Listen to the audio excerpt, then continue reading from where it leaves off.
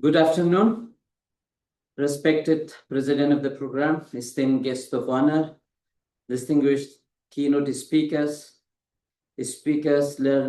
professors, scholars, delegates, and participants from across the globe. We now formally commence the second day of the 2 days international conference on the legal dimensions of refugee data protection in the age of technology, which is organized jointly by the United Nations High Commissioner for Refugees, New Delhi, Dharmashastra National Law University, Jabalpur, Kalu Institute, Spain, Department of Studies in Law, University of Mysore, Department of Studies in Law, Karnataka, University, Dharwad. Today, we're building upon the normative, legal, and human rights deliberation of the first day, that is yesterday. And today's session focused on institutional practices, ethical challenges, technological tools, and data governance in Global South in the domain of refugee and data protections. Discussion over today's is debated and to deeper on engagement of the comparative legal practices, operational realities, and interdisciplinary insight between the technology, refugee laws, and humanitarian practices. This deliberation continues to engage widely on the key themes: international refugee laws in the digital era, data protection, privacy norms, biometric identification, human rights and humanitarian data ethics, and implication of it on the state surveillance for refugee and vulnerability. With this foundation, the session today aims to advance a scholarly dialogue, policy-oriented discussion that evolving around the challenges and responsibility associated with the refugee data governance in the age of technology. Without further ado, may I now respectfully invite Professor M.S. Benjamin, Dean Faculty of Law, Chairman, Department of Studies in Law, University of Mysore, to kindly deliver the welcome address of the second day. Sir, over to you. Thank you, Dr. Kudratasmi. Good morning or good afternoon, respected dignitaries, distinguished speakers, Professor V. Vijay Kumar, Professor Anupam Chau, Professor TVG N.S. Sudhakar, Professor N.S. Srinivasulu, Mr. Rudy Martinez, Professor Banerjee Chaka, Professor Chetan Singhai, esteemed colleagues, advocates, international legal scholars, human rights activists, scholars, students, dear participants, and ladies and gentlemen. It's my pleasure to welcome you all to the second day International Conference Hall, Legal Dimensions of Refugee Data Protection in the Age of Technology, organized by the Department of Law, University of Mysore, the Mysuru, Karnataka, the Department of Law, Karnataka University, Dharwad, Karnataka, Kalu Institute, Madrid, Spain, UNHCR, New Delhi, and Dharmashastra National University, Jabalpur, Madhya Pradesh, India. Yesterday, as you witnessed, we have had a galaxy of legal luminaries.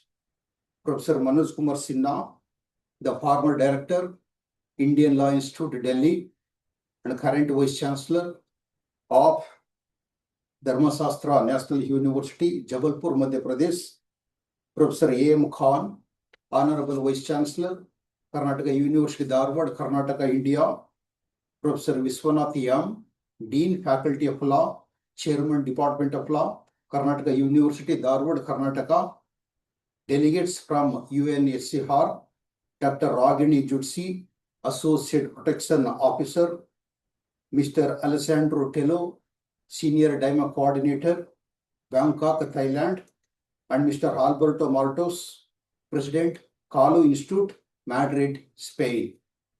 They all had intensive deliberations about the problems and challenges faced by the refugees in various countries.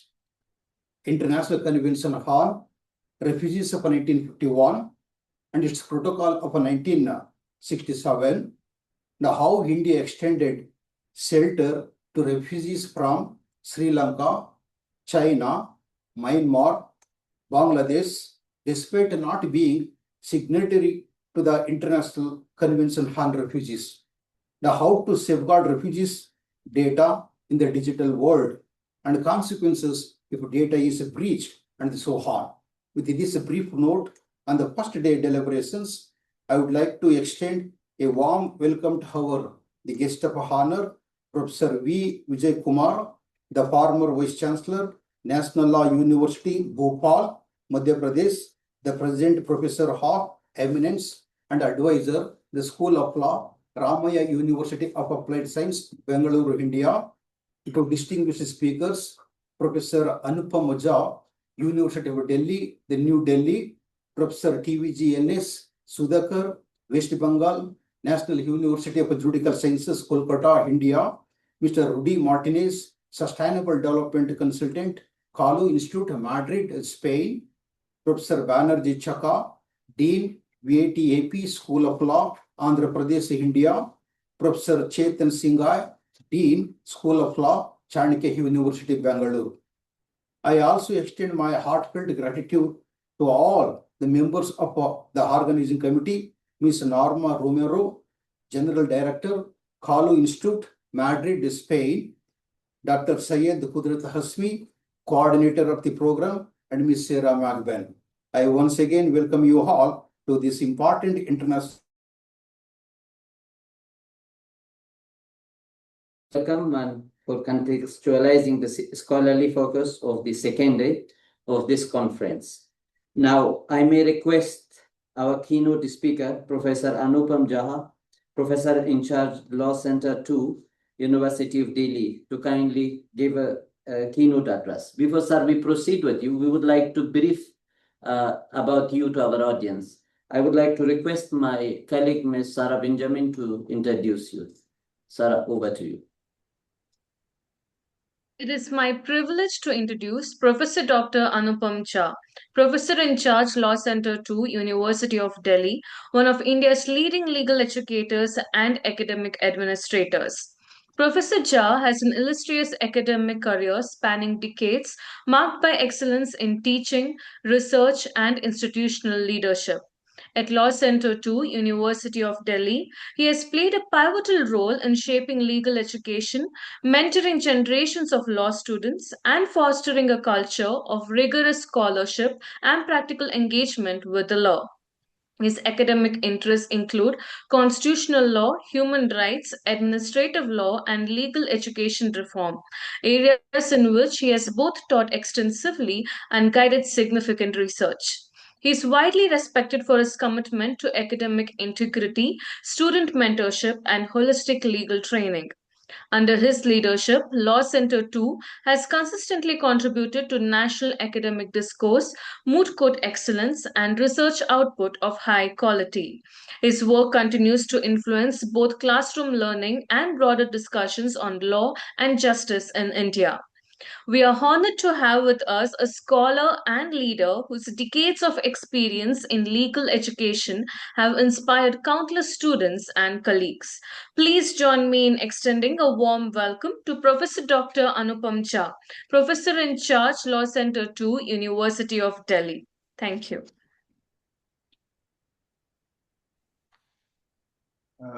Thank you, Sarah, for nicely introducing me.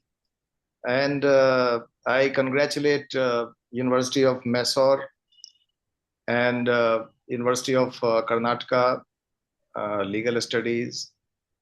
And I have heard that an institute from Spain is also collaborating in this program. So I congratulate the institute from Spain also in organizing a very relevant and contemporary topic related to the refugees.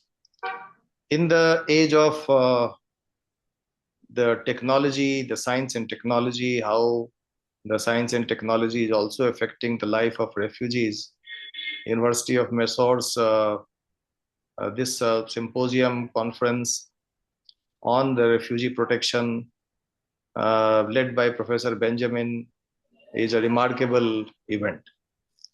And I hope that the participants, whom I have heard that the participants are mostly the students of law, and some of them are refugees also. So this is a very contemporary and relevant topic that has been selected by the University of Mysore and the different collaborating institutions. Friends, today I'll be taking up the problem of and also the development of artificial intelligence, algorithmic decision making, and the refugee management. Because the technology is touching this area also. Although we have the convention of the 1950s on the refugee protection, but at that moment of time, there was no such thing which was called big data. But in the last 10-15 years, the big data has changed the lives of the people. Now we have the AI system in every person's hands. Every mobile, which is called so-called smart mobiles, they have the artificial intelligence. So artificial intelligence works on the concept of big data. And this data is very important.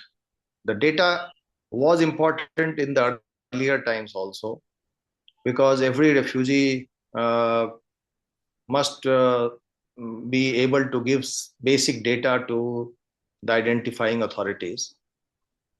But in today's times, the thing is that data is digitized. There was a time when data was put on record on the papers, but in today's times, it has become already different kind of thing.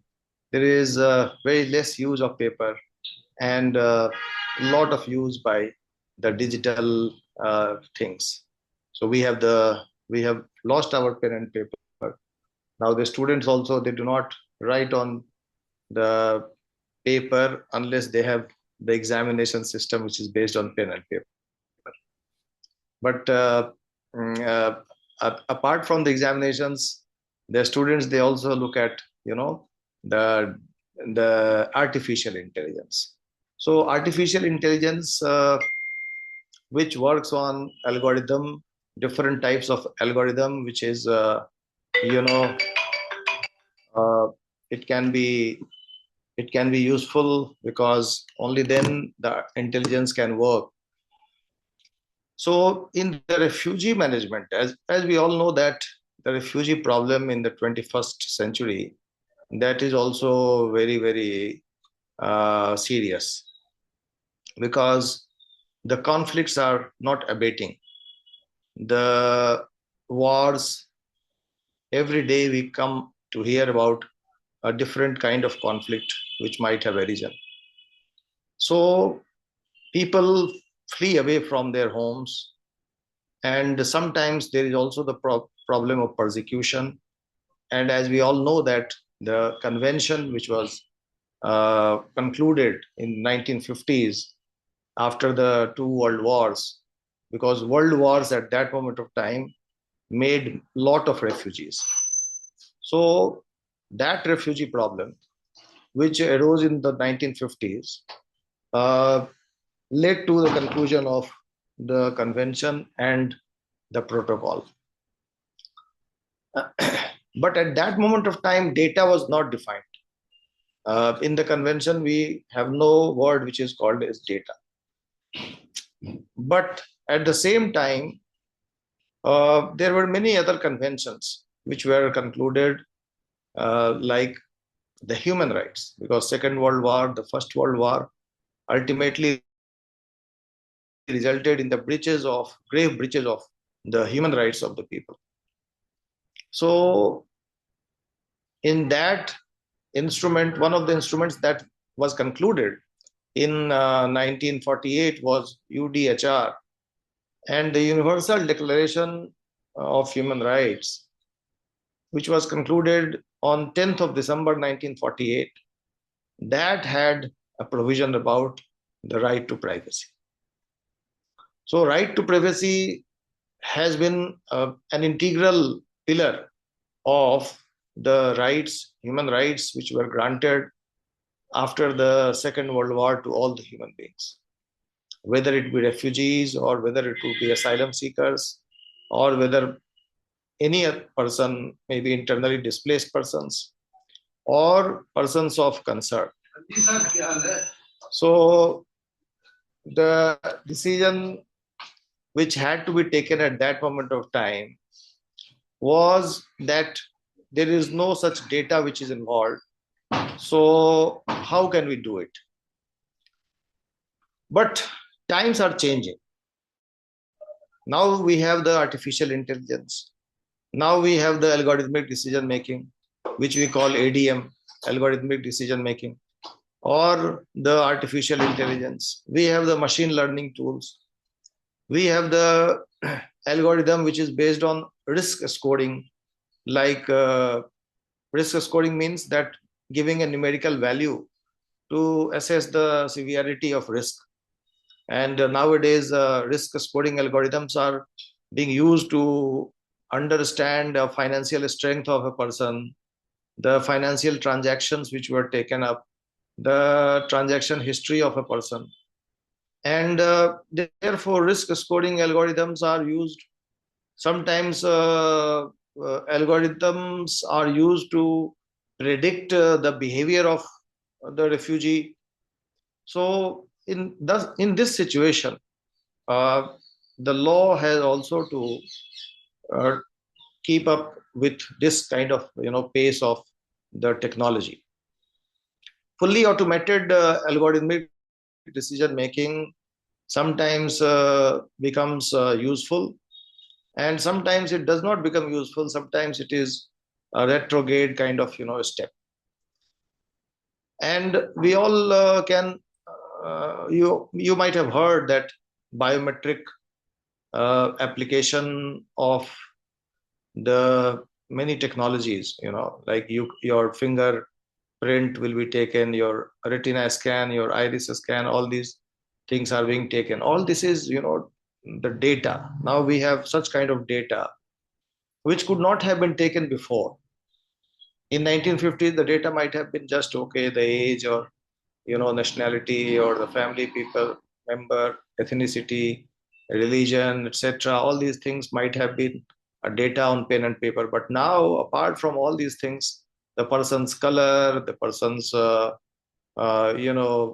voice, the speaking manner, all these things, ethnicity, color, everything, these are all being recorded by the identifying machinery in relation to the refugees. So when we have to determine the refugee status, you all might be now knowing, because this is the second day of this conference.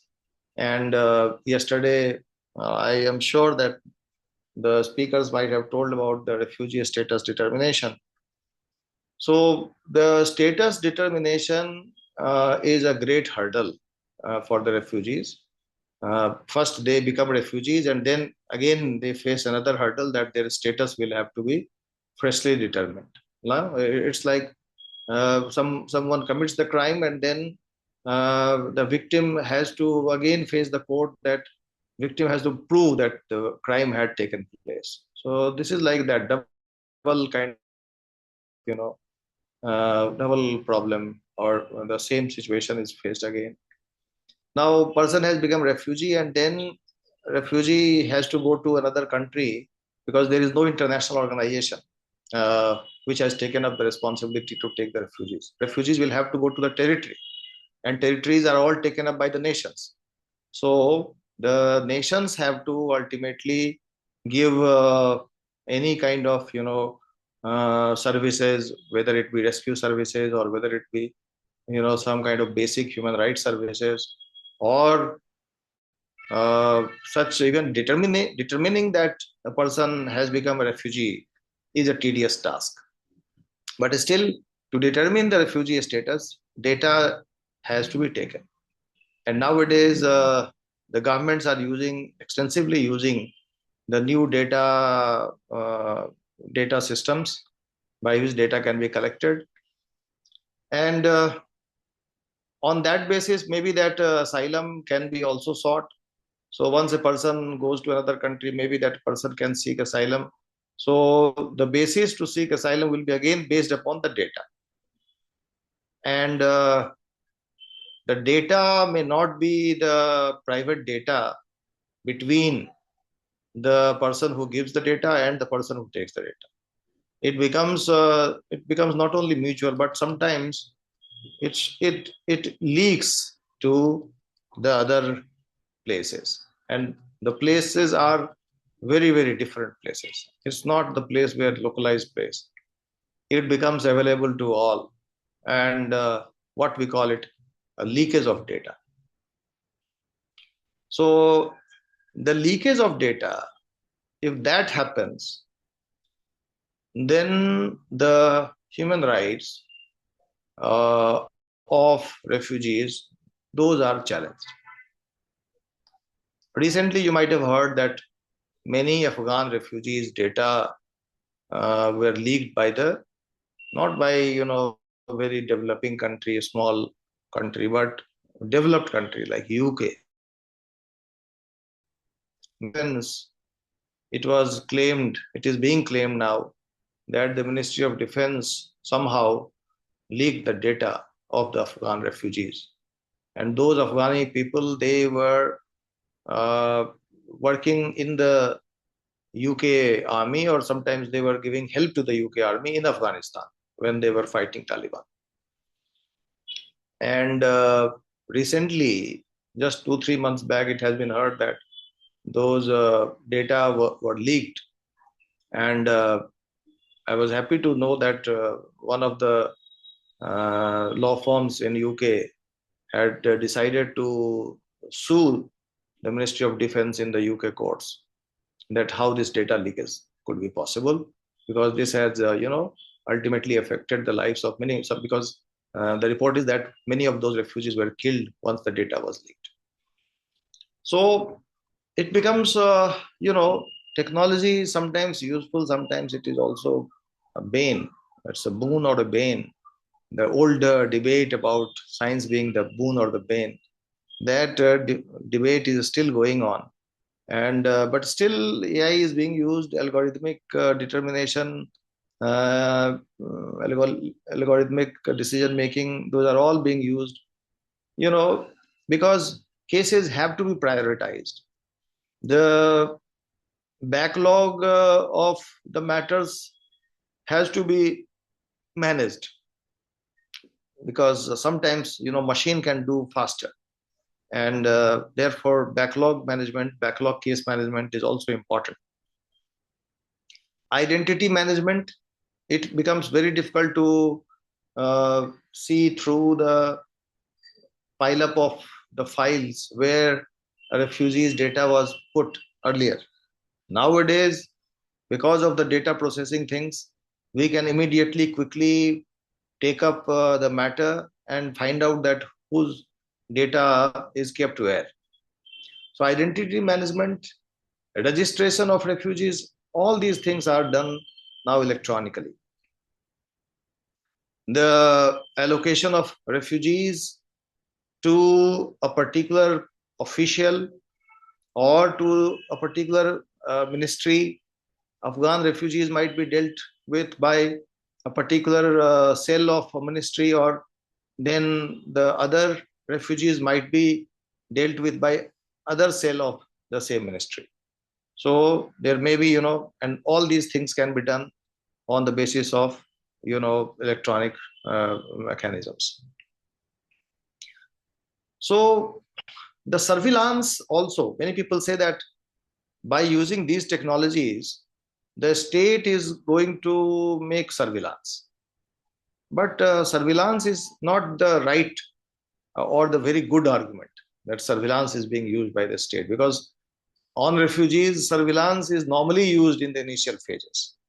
If we take up the example of the Tibetan refugees in our country, when they had come because of their faith, we had no problem, and we thought that no, they will not be a security threat to the country.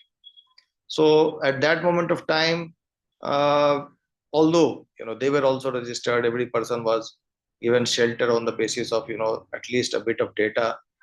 But then at that moment of time, surveillance was also there. But nowadays, because of everywhere camera is installed, and the electronic data collection system, all these things are being used. The concept that surveillance is being increased, that is also, although sometimes it can be used as surveillance also, but more important than that is the risk of data leak.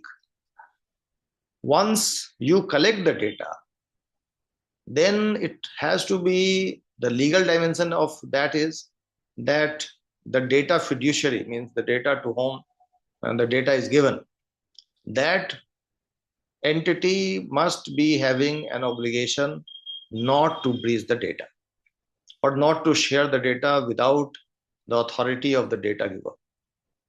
So because this will be a privacy risk, data protection, and this will lead to the privacy risk unless there has to be a consent. Informed consent must be there. So as we all know that because there was a contract that okay, data is being given, although the refugee, you can't say that refugee stands at the same footing, but then at least if you take the data from the refugee, then it has to be kept properly. It has not to be shared to any other people without the consent of the data giver, and therefore the consent is very important. If there is a lack of informed consent, then this will be not legal as far as the legal dimension is concerned. And this will also lead to the question relating to fairness. Suppose if we use the algorithm to predict a decision or to even make a decision, in that case what may happen, that someone may ask you that what was the reason of this decision.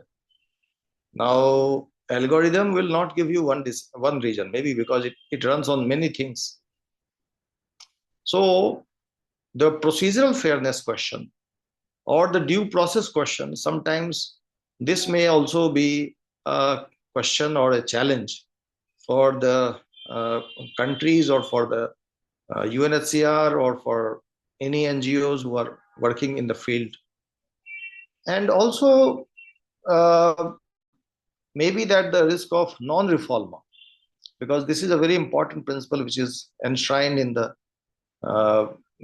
convention which was concluded in the 50s. Principle of non-refoulement means that person should not be thrown away back to the same country from where the person fled due to the fear of persecution. But if you take the data and if it is leaked, and the leakage may lead the data to go in the hands of the authorities of that same state from where he or she fled. So in that case, what will happen, that this will be a violation of the principle of non-refoulement, because ultimately maybe that the person may be, because you might have heard about the news that even the UNHCR data on the Myanmar Rohingya refugees, those were leaked, and somehow it came into the hands of Myanmar authorities. And it became very difficult for the Rohingya refugees who were in Bangladesh to save their lives. So say they had to be relocated to some other place. Because once it came to it came in the knowledge of the authorities that the data has been leaked, then they had to be relocated. Because the human life is important, refugees' life is important. We must protect the life of the refugees, and therefore the important global instruments which have to be taken into consideration must be the general policy on personal data and privacy. This GDPP, General Policy on Personal Data and Privacy, which has been agreed by the UNHCR in 2022, that is also an important document that has to be taken care of by the domestic authorities also. And in 2025, a framework convention on AI and human rights, democracy, and the rule of law that has been concluded by the Council of Europe, and it is taunted as the first legally binding instrument convention on AI in Europe. So now European countries are trying to protect the data, but in the age of AI, it becomes very, very difficult to protect the data, and unless very strong measures are not taken, perhaps the refugees' data is always vulnerable to be leaked, and in the age of AI. So it is very important that proper security measures have to be taken by the humanitarian agencies and the UNHCR and the domestic authorities in this respect. As far as India is concerned, India has passed its domestic law on data protection, and thankfully it has not discriminated between the citizens and the refugees. It says that anyone who is on the territory of our country, and then the data. But yes, exceptions are there. If you look at the law on data protection, there are exceptions in the name of security. So in the name of security, or in the name of prosecution, or in the name of investigation, the data can be shared to the security agencies, and from there, suppose if the data is leaked, then again it becomes a problem. So India has perhaps I think that potentially India will have a very good data protection system, because the Supreme Court had also ruled in Puttaswamy case that right to privacy is a fundamental right of every person of this country. So I hope that my time is up, and I was so happy to share and talk to you, interact with you on this very important question of AI and refugees, and in the international law, and how the refugee problem is being dealt with by the people, international community. So thank you so much for giving me time in your conference, which is organized online. I could have come to Mysore if this would have been in the offline mode, but it is very convenient for me also that sitting in Delhi, I could participate today in your conference. Thank you so much. Thank you, sir. Thank you so much for illuminating address on the AI and refugee, machine learning and refugee.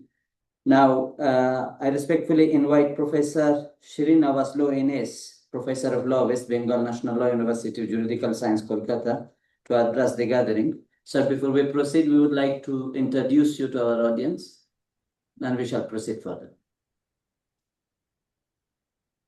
It is a matter of great honor and privilege to welcome a truly distinguished academician and legal scholar of today's session, Professor Dr. Srinivasulu Ines, currently serving as Professor of Law at the National University of Juridical Sciences, Kolkata. Professor Srinivasulu is a widely respected figure in both national and international academic circles. He is a distinguished member of the International Council of Jurists, London, and a scientific member of the Canadian Institute for International Law, Ontario, Canada. He is also affiliated with the World Commission for Human Rights, London, reflecting his global commitment to advancing the rule of law and human rights. Beyond academia, Professor Srinivasulu has played a pivotal role in shaping public policy. He has worked with various ministries under the Government of India, including the Ministry of Justice, Ministry of Commerce, Ministry of Human Resource Development, and Ministry of Transport, as well as with the University Grants Commission. He has also offered policy advice to several state governments, including Karnataka, West Bengal, Assam, and Goa, especially on matters of legal education and law reform. Professor Srinivasulu's blend of deep academic scholarship and practical policy engagement makes him a rare and valuable resource in the field of legal education. His insights are bound to enrich our understanding and inspire meaningful dialogue among us. Please join me in extending a very warm welcome to Professor Dr. Srinivasulu NS.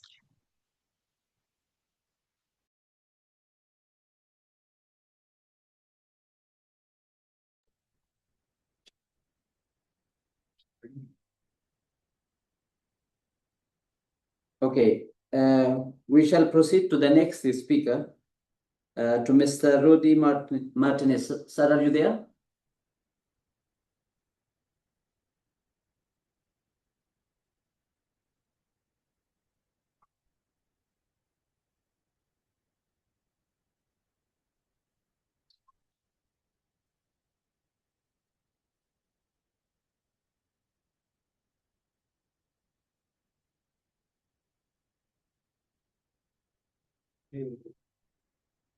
Next one.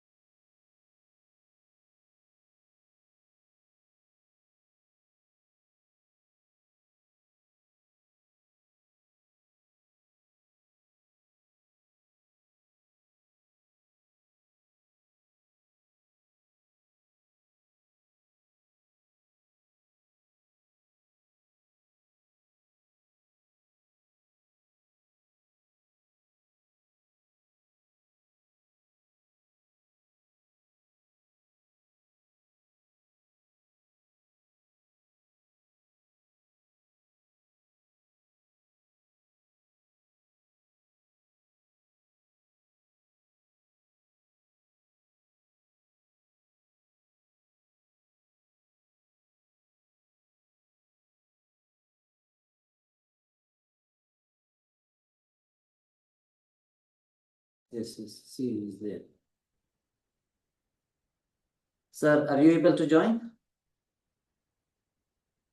Yes.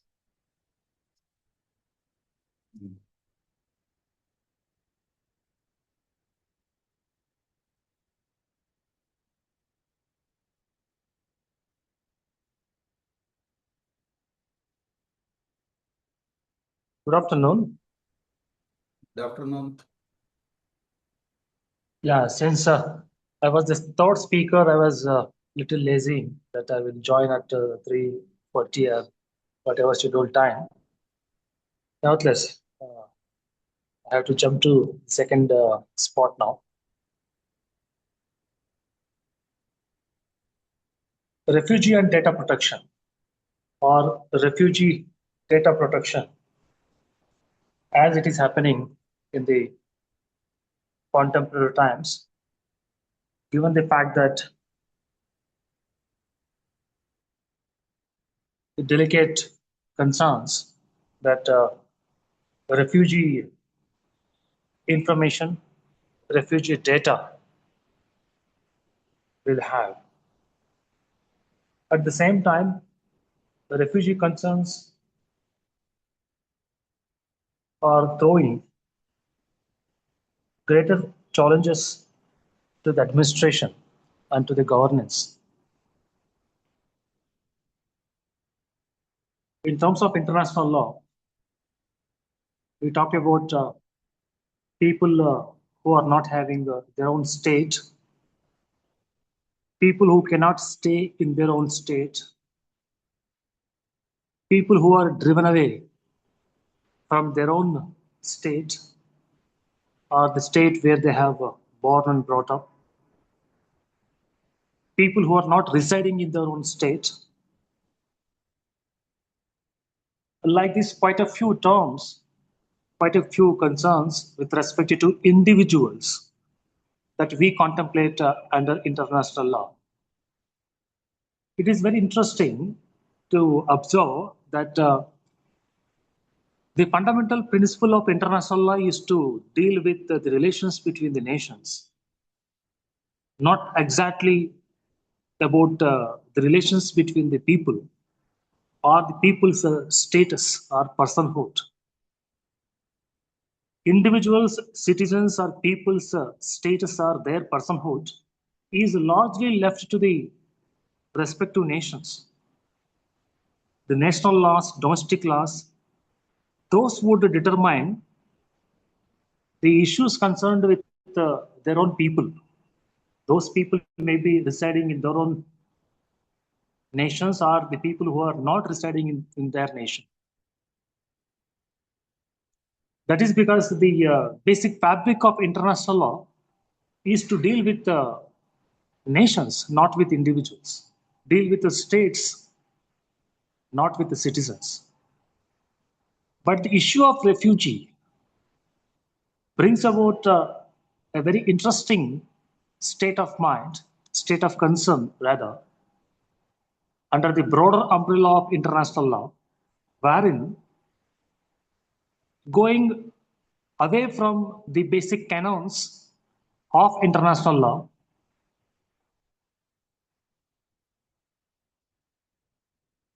some impetus is being given to refugees, whom we call as people who are not absolutely stateless person. They are not termed as stateless person, but they are the people who are driven away from their own state or from their own nation. They have their own state, unlike the people who are stateless, people whom we call as stateless persons under the basic premise of international law. Of course, being a person who has educated from Mysore, who has observed the administration in and around Mysore from past 25 years, where a permanent refugee village is being established within 50 kilometers range of Mysore. We call that village as Bailukuppe, very close to Mysore, where there is one permanent refugee village for those people who have been driven away by the state of Tibet. Tibet refugee village is there at Mysore. Bailukuppe, the village is called. There are thousands of refugees coming from the state of Tibet are being housed, lodged, or given shelter, and they are living there happily. And of course, within the national laws as well, refugee concerns are having international importance.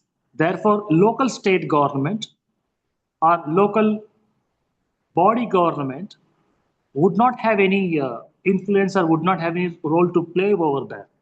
Though the refugee village, refugee people are provided shelter in any small village or a town, which is basically coming under local body governance or state governance. For example, state of Karnataka governance, which is there around Mysore. But still, state of Karnataka will not have any role to play in running the administration of that refugee village near Mysore, because that is being done by the national government. And again, it is an international concern. So why I brought this example is, it is an international issue administered by the national government, housed by the local government. Different layers of governance are responsible for maintaining, ensuring the safety, security, well-being of the people whom we call as refugee in any given state. And again, who gets the refugee status, which state or which nation is really willing to grant that refugee status. On that also, there are no universally accepted norms or canons. For instance, even today, the fact that at Mysore or around Mysore, Tibet refugees are given shelter, to which China is having a greatest objection. Similarly, in the northeastern states, including Assam, we have given shelter, accommodation to refugees coming from Myanmar, Rohingya refugees, whatever they are known as. And again, that Myanmar or Burma is having some issues with regard to why we have given that kind of shelter and protection to those people who have come over there. So likewise, it all depends upon that particular context or that particular circumstance where from certain people are driven away from their own nation. And when I say driven away, that has not been done by the respective state government. There may be umpteen number of reasons why they are driven out of their own nation or their own place and sought shelter somewhere else. And this is happening in an official way. In unofficial way also, there are a number of people from different states, they are getting driven away, but you don't call them as refugees. For example, from the nation of Bangladesh. From Bangladesh, we have at least 1.5 crore people residing in the state of West Bengal alone. Across the country, there are at least 4 crores of Bangladesh people who are finding shelter, occupation, job, whatever in India.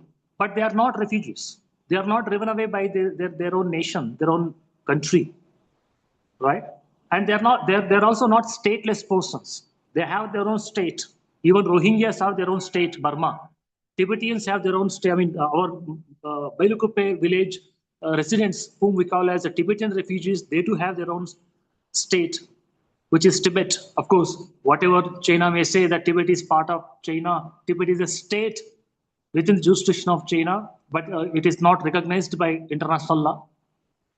Therefore, you can say that refugees, Tibetan refugees who are staying around Mysore, they too have their own state. So here we need to debate and come to a consensus with regard to whom you actually call as refugee, who is actually a stateless person, who have just come over, crossed the border for finding some job. And when we go for maintaining the data, gathering information with respect to refugees, and especially aftermath of we brought Digital Data Protection Act of India 2023. In the background of the Supreme Court judgment in Puttaswamy case, wherein information has become part of privacy, human right, our right to life, and as such. So what type of information, what type of data pertinent to which type of persons, enjoying which type of status, not only under the international law, but as well under the domestic laws, what kind of status you have given, and what type of concerns those people whom you call as refugee, whom you call as stateless person, are the people who have just crossed the border for the purpose of finding job, so on and so forth. Just in the last year, maybe in the month of December, near Bangalore, one incident happened. Near Bangalore Hyderabad highway, there is a place called Kogilu Cross, people call it as. There, number of non-Kannada people, number of non-South Indian people, number of Bangladeshi people were residing by using some shelters and all that. And through some governmental measure, those people were, those shelters were removed, saying that this is illegal occupancy, traffic, whatever, all those government or public interest issues. And there again, the question cropped up, especially when there were people who have more than 500 people who actually came from Bangladesh in search of some job or some occupation whatsoever. If they are from Tamil Nadu or from Andhra Pradesh or some North Indian state and all, this debate would not have started. But you have displaced people who are not from your country, who are from other country, who have come to your country for some occupation and job. At the time, you entertained them. After they made their shelter, house, whatever, then you overthrown them, right? So literally, you have removed them, or you have displaced them. In fact, under the international law, we also talk about displaced people. The people have been made to leave the place where actually they belong to, right? So now these people you call these people whom government of Karnataka removed from that nearby Bangalore Kogilu to be displaced people, displaced by the government, displaced by nature, displaced by internal rebellion, displaced because of international happenings. These kind of issues, concerns we talk under international law. So the issue of refugee is not just about those people who have been driven away from their own nation. They may be displaced, if not driven away. They might have come to a particular place in search of job, and at that point of time, that particular nation has entertained them. For example, after Donald Trump 2.0 took charge, he started tightening the visa rules and all, and most of the Indians who are there in USA, especially in the field of software or in the field of medicine, they're finding difficulty. That's the reason why from past 1 year, most of the NRIs, non-resident Indians who are there in USA, they have not returned to country because if they return, they may not get back again. That visa extension may not happen if a gap more than a month takes place where they are placed outside USA. They have gone there. They might be having the visa to work there temporarily, or they may be those people whom the American government might have issued even the green card as well. But the distinction they're making that right, residents not born and brought up here, residents who have come here for occupation and settled. So we contemplate another term here, settlers. People who have come out of their own local vicinities and started finding occupation elsewhere and settled over there. They do not belong to that place. They are not born and brought up in that place, but they have settled there. They would like to make that place as their permanent, and they would like to ensure that their next generation will have that place to be their place of birth. Right? So these many different terms, terminologies we contemplate when it comes to administration, when it comes to governance, not only under the international law, but as well under the national laws and as well local laws. And every governmental norm or every governmental measure perhaps would like to keep some information, some data with respect to people. Those people may be their own citizens. Those people may not be their citizens. Those people may be their non-residents. Those people may be refugees. Those people may be stateless persons. Those people may be displaced persons. So every type of person, if you have housed in your own boundaries, as a matter of governance, you would like to keep their information. You would like to maintain their data, right? And while doing so, would you like to follow same criteria when you go for collecting data information from your own citizens? Would you follow the same protocol when you obtain data from your own citizens, but they're not residing in your country, whom you call as non-residents? Would you follow same kind of protocol when you collect information and data from stateless persons or displaced persons? Whether the refugee's status is above stateless person, whether refugee status is slightly beyond displaced person, would you give refugee a status which is equivalent to the status that you give to your own citizens or your own non-resident countrymen? So what kind of status that you give, that becomes more important, according to which you go about collecting data, collecting information. And especially when it comes to local governance, it becomes even more important because these people may not be enjoying the voting power. They may not be participating in the democratic form of governance, but they may be eligible to get government disbursement, including government subsidies or government grants whatsoever on humanitarian grounds. That's the reason why we contemplate always issues concerning refugees under international humanitarian law, not human rights law. Right? Human rights are inalienable, guaranteed. Nobody need to give. Nobody can breach without due process. So there is no issue concerning human rights. But when it comes to humanitarian, it is not purely depend upon the human being. It depends upon the nations. It depends upon the international relations. It depends upon the diplomacy. All those issues covered under your humanitarian law, because where you are trying to give some facility, some support, some status to those people or a particular chunk of people who are not born in your country, who are not the people brought up by your country, who may not reside in our country little later, but still you are trying to give them some respect on pure humanitarian grounds. And sometimes it could happen that when a particular country or a couple of countries in wartime, there may be war victims. And because of that war situation, people may migrate from that country to adjacent countries. What is the status of these people? If you would like to maintain how many people crossed the border because of the fact that my adjacent country, neighbor country is in the state of war, right? You need to keep the numbers of them. If at all you're giving them some free beans and all that, or free grains and all that, you would like to keep a record, right?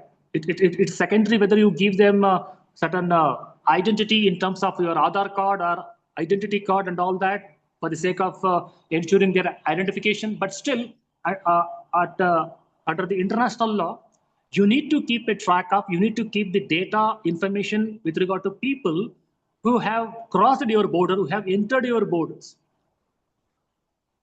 As a refugee, as a stateless person, as a war victim, or as a person who is displaced. So your international law or your humanitarian law talks about the fact that you need to maintain the information because you need to submit that to the United Nations. So therefore, when the nations embark on, the governments embark on collecting data, collecting information with reference to the people whom you call as refugees in that particular state, in a given status where those people are being driven away from their own local nation, what type of procedure, what type of due process you follow, that becomes very, very important. And on that matter, there are no international consensus. Different nations are following different type of methods, adopting different type of mechanism when it comes to maintenance of data and information pertinent to refugees. When it comes to India, when it comes to state of Karnataka and near Mysore, as I mentioned, where Tibetan refugees are being housed, thousands of Tibetan refugees are housed there. They are given identity card.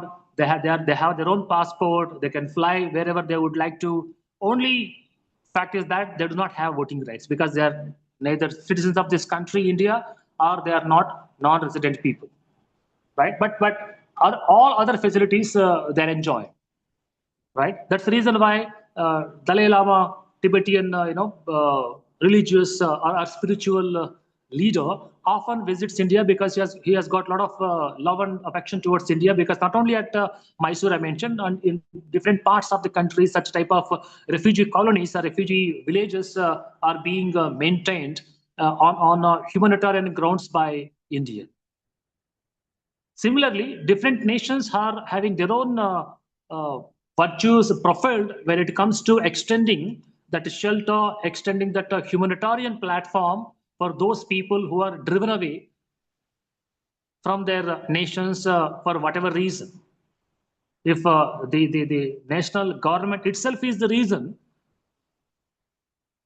for which those people have got driven away from their own nation, the picture will be very different, because that nation would not like any other nation to give refugee status to those people who have left the nation, left their country against the local government. But if it is because of the armed rebellion or internal disturbance, or as I mentioned, wartime situation, or unemployment, poverty, drought condition, or whatever, which are beyond the control of any individual, which are beyond the control of any local government, in such a scenario, it may be a viable neutral scenario for other nations to extend that refugee status and maintain whatever data information belonging to those people, right? So the nation which is giving refugee status to the people who are driven away from their own nation need to address these concerns, why they have come out of their nation, because they are against the government, or because of the deeds of the government, because of the policy of the government, which the local government considers to be a anti-governmental activity, or they have been driven away because of this measure, or because of no governmental reason, or reasons which are beyond anyone's control. As I mentioned, armed rebellion, war kind of situation, or act of nature. So, especially when it comes to maintenance of data, processing of data, with regard to refugee, it is not just for the sake of having head count and for maintaining data with respect to how many people who are driven away from their own status are living in a particular country, or what type of support the local government is extending to them. At the same time, the information will have to be submitted to the international agencies like United Nations. It may not be a greater or universally accepted standard, but it's again on humanitarian grounds that you share this information with that country from where these refugees have been driven away. You need to share that information to the United Nations, because if people agree or not agree, United Nations is the international government, and it tries to ensure in a very mild way international governance.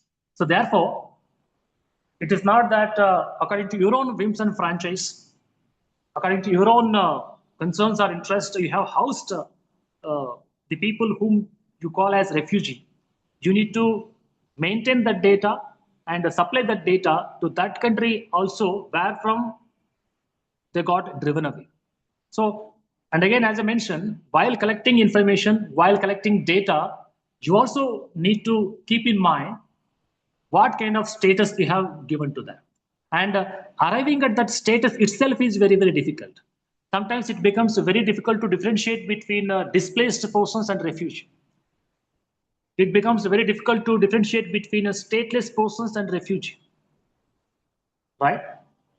Only if you go through the basic canons, basic principles of or basic tenets of international law, then only one will be in a position to understand and analyze the difference between a stateless person, refugee, displaced person, so on and so forth. Generally, we think, as per the popular understanding, that people coming from elsewhere, people who do not belong to this country, people whom we do not even call as non-residents, they could be called as refugee.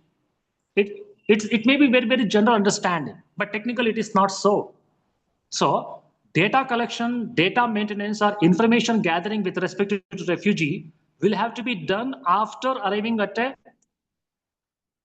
conclusion or consensus with regard to what type of individuals, what type of people they are actually.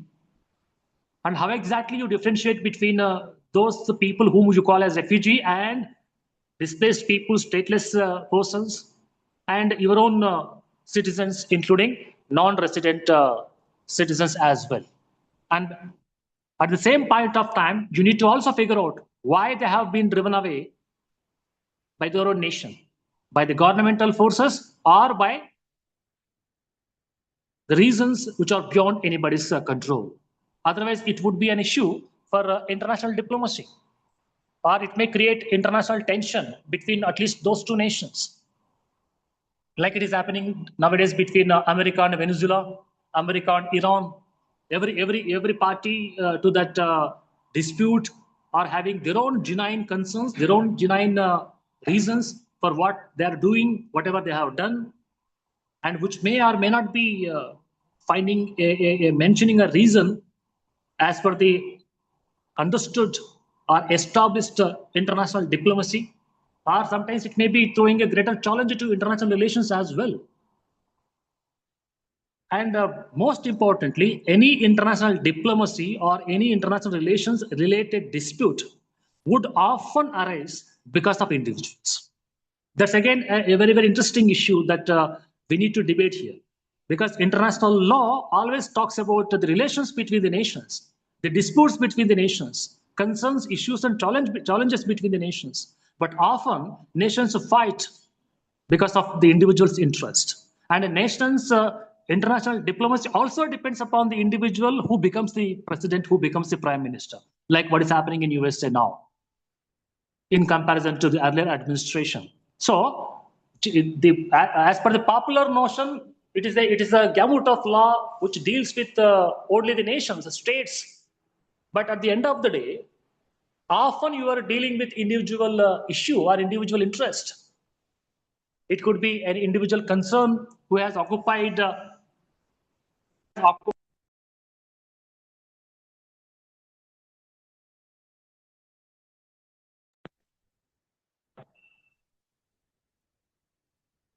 Yeah, sorry for that technical glitch. So often it is because of the individuals who have gone from one place to other, there and here, or it is because of the way in which you have treated one particular individual coming from one particular nation, or sometimes it is because of the vision or mission of an individual who has embarked on a powerful seat. So it depends upon the individual or individualistic approach, individual concerns, based upon which the modern tenets, principles, or canons of international law are being formulated. Unlike how we understand international laws, tenets, and formulatory foundations to be. And the issue of refugee is one such thing. On refugee, no nation can have any law because it's an international issue, right? So there ought to be international consensus between and among nations. There may be refugee conventions and all that as formulated by your United Nations, but how far they are universally accepted?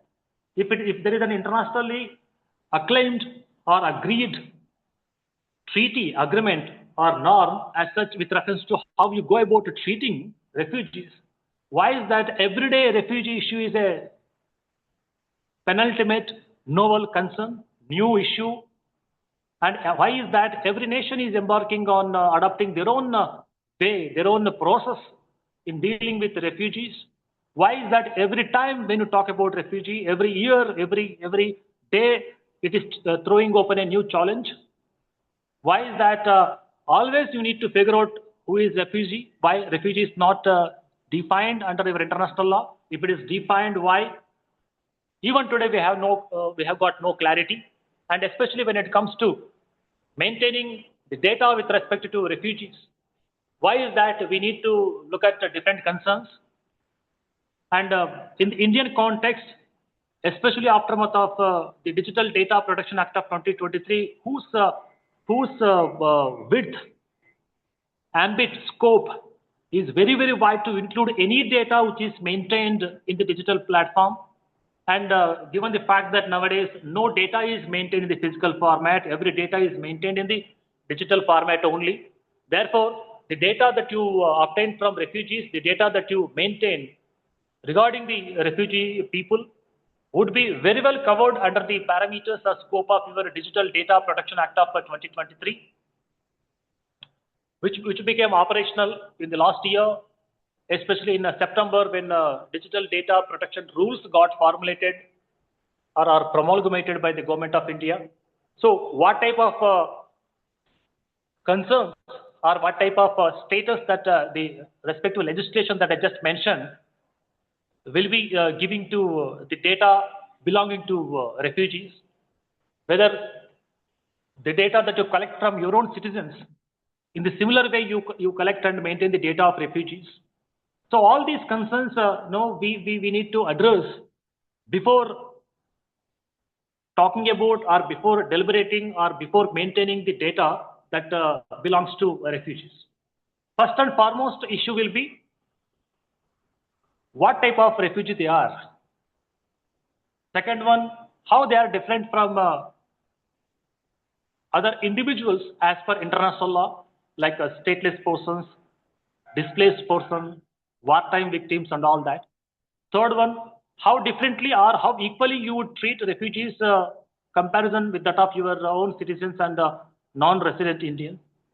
Would the privacy norms of your own country, would the human rights norms of your own country apply in the case of refugee data as well? Or it is broadly based upon the international humanitarian law that you not only give status to a refugee, not only govern a refugee, and as well maintain the data pertinent to that refugee. So these 5 or 6 concerns you need to ensure, address before documenting, maintaining any particular data or information pertinent to refugees. I'm not very sure how exactly the United Nations or UCRC has gone about it, the apex body or the nodal agency which deals with these issues as a daily routine matter. But as a common man or as a person from general public, I have tried to look at this aspect, look at this topic, and I have tried to enlighten with respect to how a common man understands refugee to be, or how a common man have concerns with when it comes to the maintenance of refugee data, and how the common man has got different types of versions, different type of concerns to be clarified, doubts, ambiguities, confusions when it comes to different terminologies under international law. And when a common man compares refugee with that of other people who are also not people or citizens from our own country, right? So likewise, how a common man tries to understand, or in what way common man would like to look at this particular issue of refugee, that I try to present, having taken this wonderful opportunity given by my own alma mater, University of Mysore.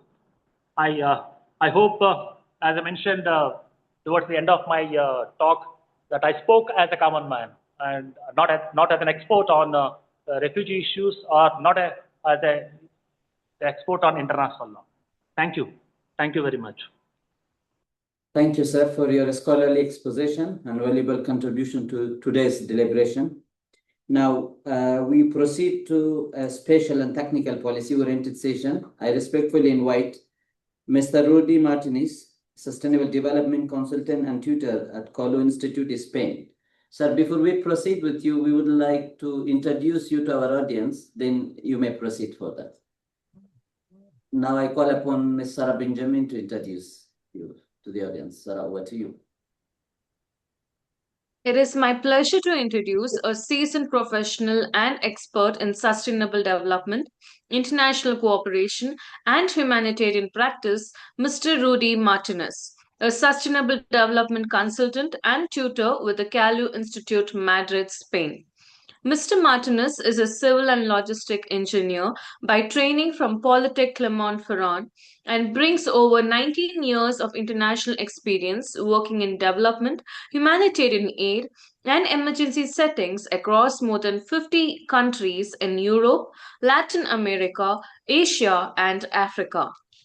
Throughout his distinguished career, Mr. Martinez has contributed to the design and evaluation of cooperation strategies and policies for international cooperation agencies, United Nations entities, numerous NGOs, and global engineering firms.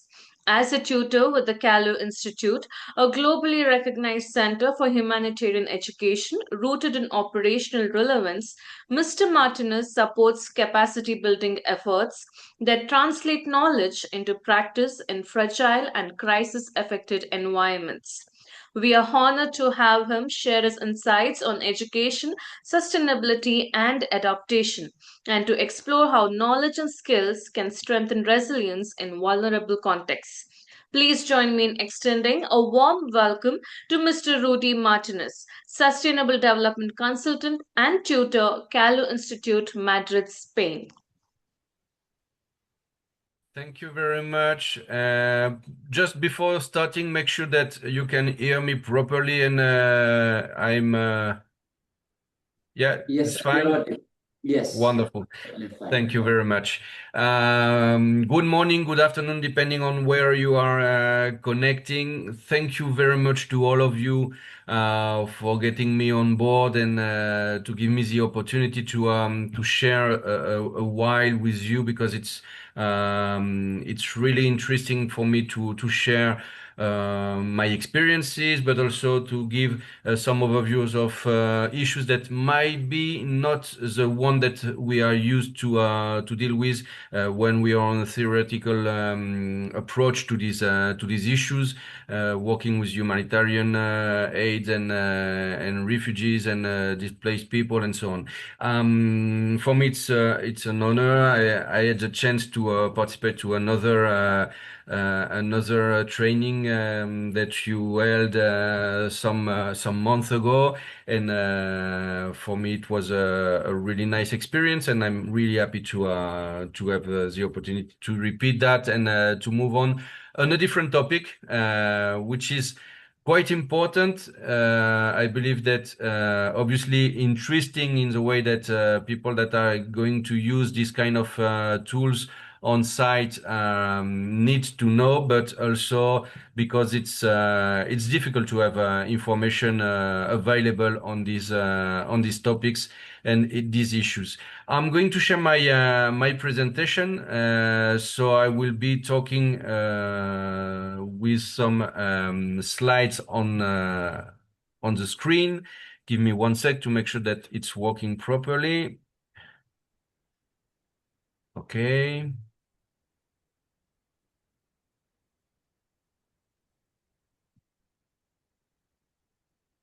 Let's try to do it this way and see if it's working. Just can you confirm that you are seeing me and also Yes. the presentation? Yes. Wonderful. Thank you very much. Perfect. So let's start. I will try to talk something like around 40 minutes, more or less. I would be very happy to receive and to answer questions and doubts at the end of the presentation. I will try to answer to everything. If I don't have the information, I will make sure that I will forward any information extra afterwards, so you can get the responses. And the idea is today to introduce some challenges of using tools like Kobo Toolbox or Open Data Kit in displacement settings. and I called the presentation between utility and ethics. For me, it's an important issue to talk about. Before starting, just for you to understand who I am. I'm working on humanitarian aid and cooperation and development for now a little bit more than 21 years. I'm French and Spanish. I'm based in Madrid, but I've been working a long time outside, and I'm regularly right now going and back to different places, refugee camps, settlements, and so on. And I would say that I am using these tools on 95% of the cases. I mean, it's something that I'm using, I would say, daily. Experience is very important because you are facing a lot of issue, a lot of struggles, a lot of inconvenience on site, and it's important also to share this kind of experience because it helps a lot of people to understand what can be done, what could be done better, and how far we can go with this kind of tools, and also the responsibilities that these tools are supposing for all of us. I am saying all of us in the way that I'm talking also from the side of the user, but also the side from the beneficiaries that are giving some information, and we have to know what to do with this information, how to deal with that, and the way we should be responsible for the information that they are giving to us. I think that today we're going to explore a topic that lies at the intersection of operational urgency and ethical responsibilities, the use of digital data collection tools. I've based my presentation on two of them, Kobo Toolbox and Open Data Kit, even if Kobo Toolbox is in fact based also on Open Data Kit, but Open Data Kit gives you a little bit more options to personalize the tool itself. And we will talk about that in displacement and humanitarian crisis settings. These platforms are widely used because they enable rapid needs assessments and program monitoring, which is important because we are not only talking about the need assessment, gathering information, but also program monitoring in the way that we are gathering information not only to know what is the situation at a specific moment, but also how things are evolving during the implementation of an intervention, and to help us to monitor the progress of the project and the intervention.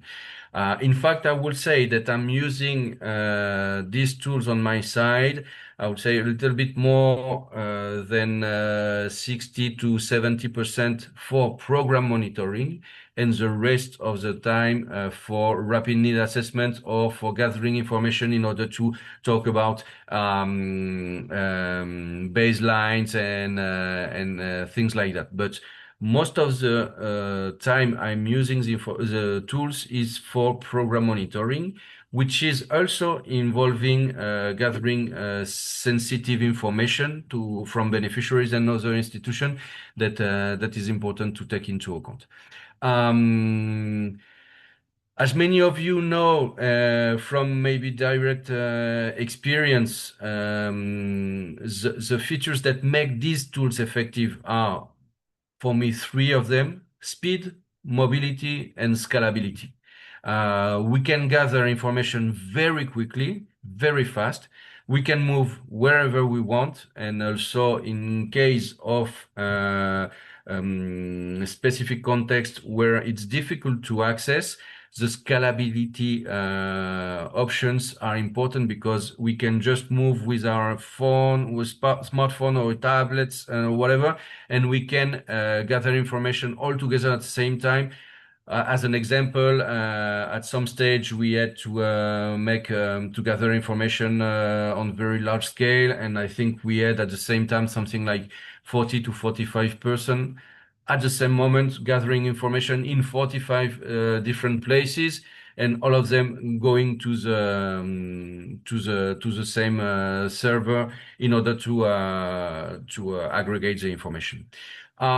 It's also important to introduce operational challenges, ethical challenges, and legal challenges. And this is why in this session we will examine key tensions that can arise when collecting and managing sensitive data from refugee and displaced persons.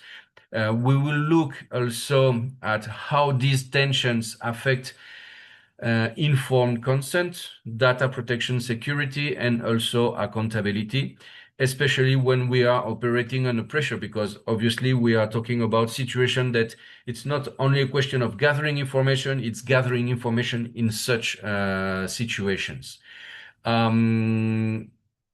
We will also ground the discussion in a real field mission I've been involved. I will mention some of them. As I'm saying, I'm using that nearly in all my interventions. I have around one or two trip a month, meaning that I am working in at least, let's say, 15 different places during each year. And here I will talk only about specific cases. I've decided to talk about Syria, Mozambique, Mauritania, Haiti, Lebanon, and Niger. But at the end of the presentation, please feel free to ask any question, and I'm sure that I will also be in condition to illustrate or to respond to your questions through other intervention and places I am working with these tools.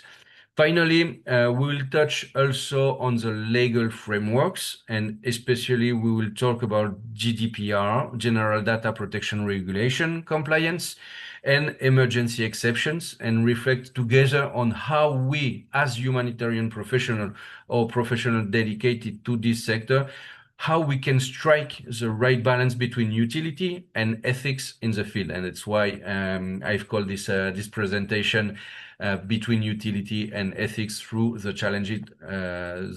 challenges we are facing when we are using this kind of tools in displacement settings. So let's begin. I would like to first mention that which kind of digital tools we are talking about. Here I'm specifically talking about Kobo Toolbox and Open Data Kit, but there is a bunch of tools available. It depends a lot on what you are expecting from the tool, what kind of information you want to gather, and also, and maybe most importantly, what you want to do exactly with the information. On my side, I am specialized in gathering information through Kobo Toolbox and Open Data Kit, but also making some treatments through statistics softwares and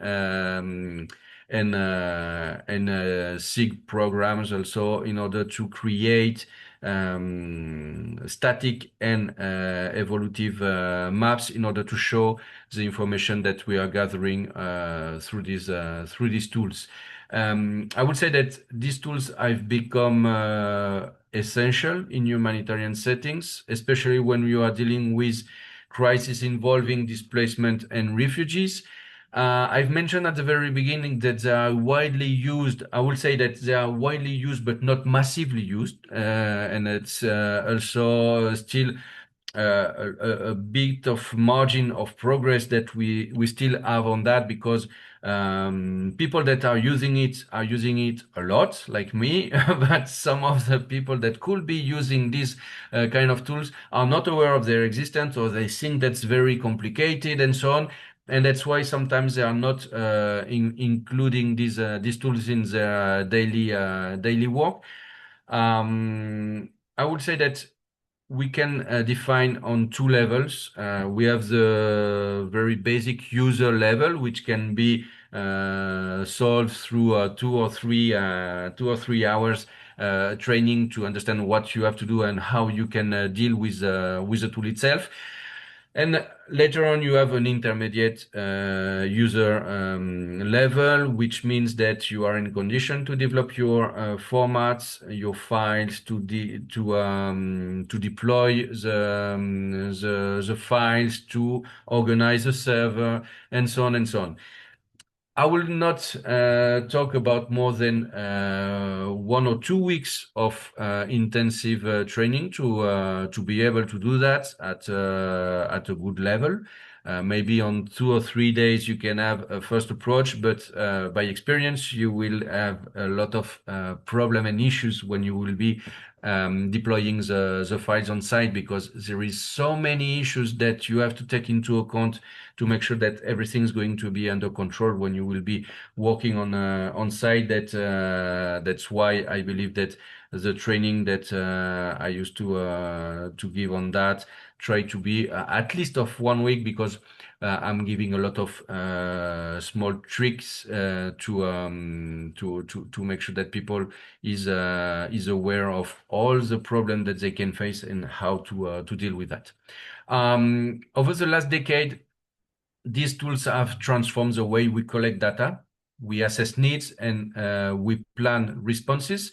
And in particular, I will say in fast evolving emergency, where reliable information is very hard to combine. The very plus of these tools that they are portable, adaptable, can be deployed very quickly, and that's this criteria makes them very ideal for the field mission in challenging environments like Syria, Mozambique, Niger, like I mentioned, or other places. It is also very used at development level, but let's try to focus specifically on humanitarian aid in this presentation. However, what is important also to mention is that the use of this tool is not without tension. The more we rely on these tools, the more we need to understand the ethical and legal implication of collecting sensitive data under pressure. And this includes ensuring informed consents, handling personally identifiable information responsibly, and maintaining compliance with international data protection laws like the GDPR. In today's session, we will explore the opportunities, the risks, and the tough choices practitioners must make when using digital tools in context of displacement. And this kind of tough choices that the practitioners has to make are the one that I was mentioning just a moment ago. Let's move on to the following slide. Utility, the value of digital tools in humanitarian operations. Let's begin by acknowledging that the immense value that digital tools like Kobo Toolbox or Open Data Kit bring to humanitarian questions and humanitarian operation. And I have like 4 big group of issues. First one will be speed and scales. These tools enable rapid data collection at scale, even in chaotic, fast-changing emergency contexts. What used to take weeks with paper forms can now be done in hours or days, dramatically improving responsiveness. Also, it is important here to mention that I've mentioned fast-changing emergency context. At some stage, it happened to me on site that you are going to the field, gathering information, and by the end of the day or by the end of the morning, some issues have been raising and so on, and you have to update the information, or it will be interesting to update the information to be more accurate. So as these tools are so fast to deploy, it's very easy to come back and to start again with the information you gather during the day to give it and to share it with your server and with your colleagues. Second point is standardization. They allow for consistency across different teams and location. Whether you're working in Lebanon or Mozambique, standard forms and data sets make comparison easier and improve coordination between partners.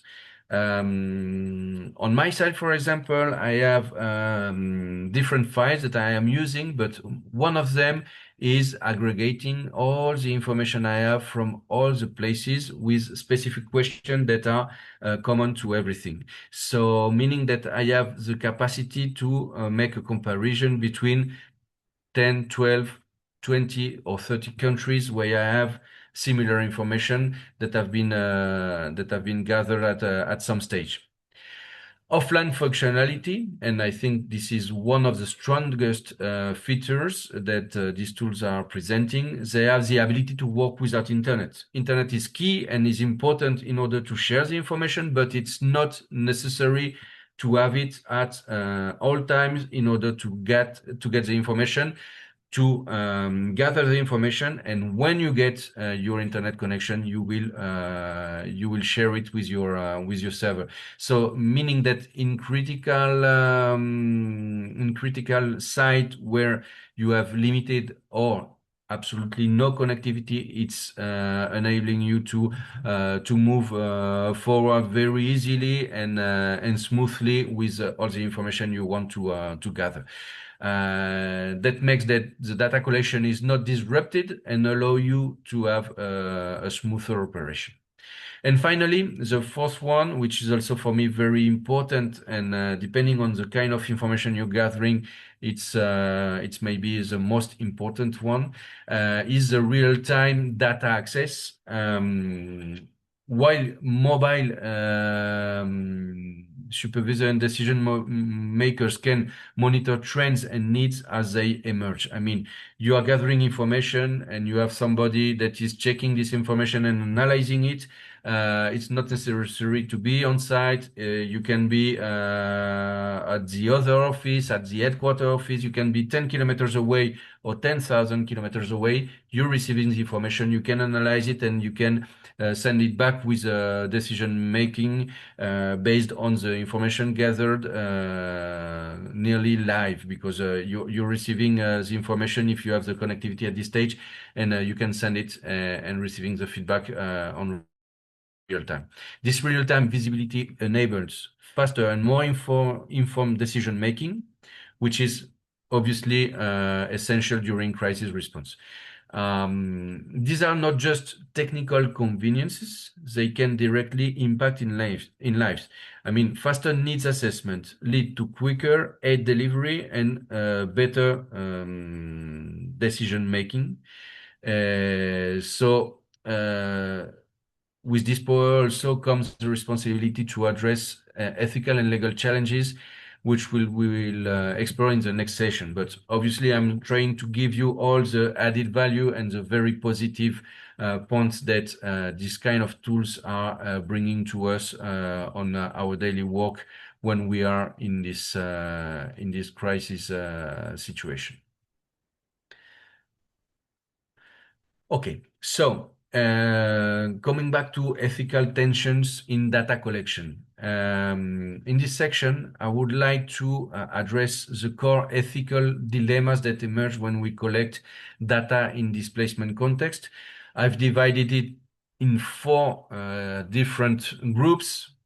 There are more than that. Some of them are subgroups of this big one, depending on all the context we are facing.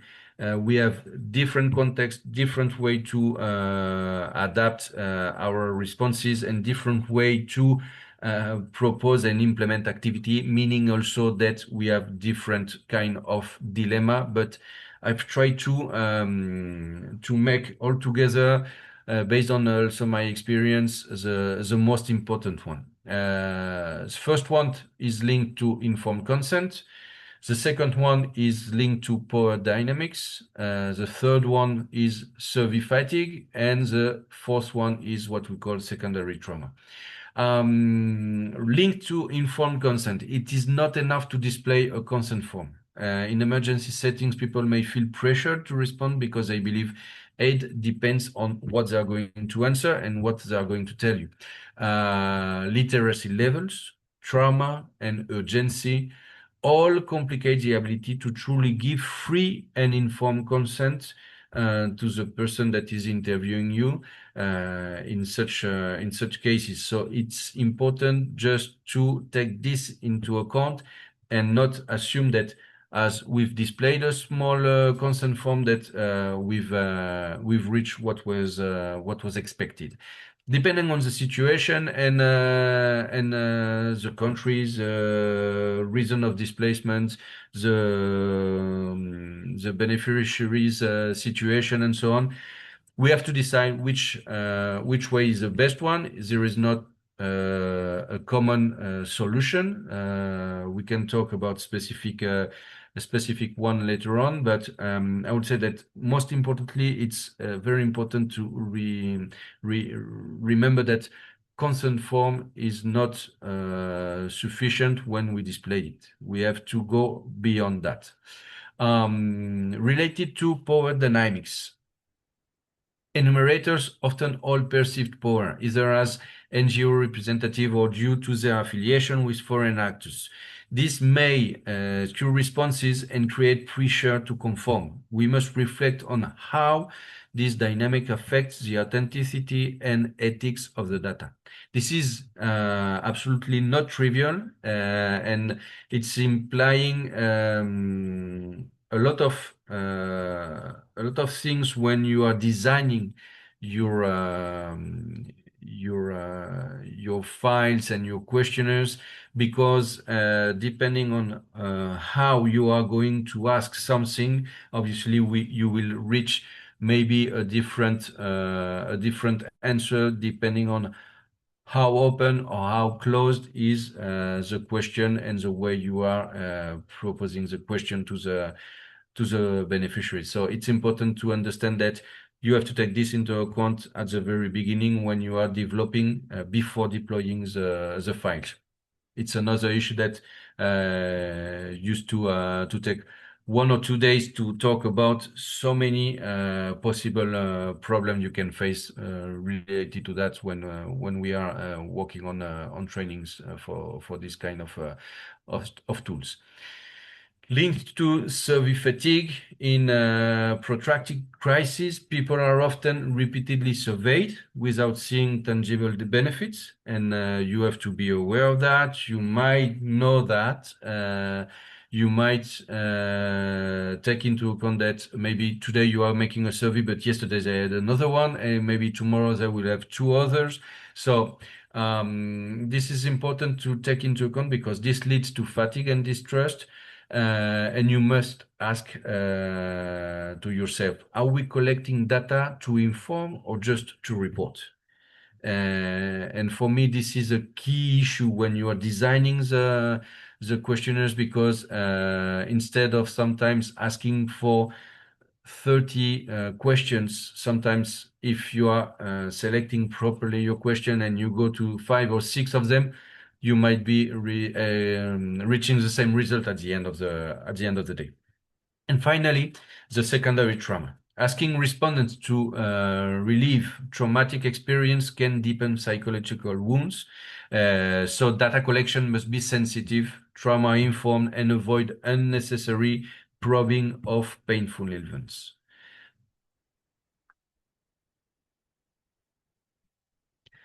Okay. Now we are going to talk about security and data protection concerns. In this section, I would like to talk about the growing risks surrounding data security and protection when you are using Kobo Toolbox and Open Data Kit in displacement context and humanitarian aid crisis. First, we must recognize that security threats in these things are not abstract. These are real issues, and you have to be clearly informed of that and to take it into account. Otherwise, you might generate a problem to yourself.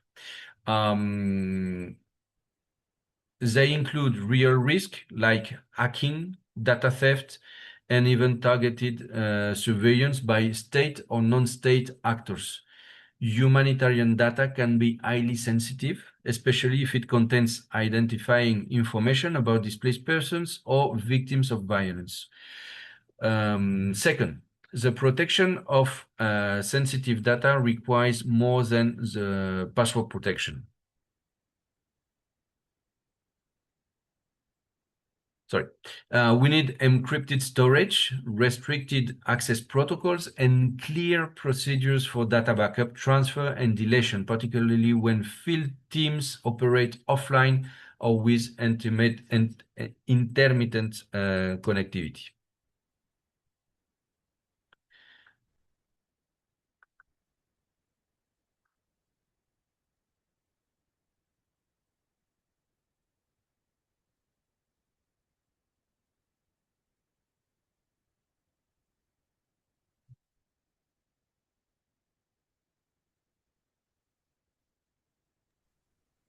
Sorry. Yes, sir. Sorry. I had an issue because I was having a bug in my PC. Sorry for that.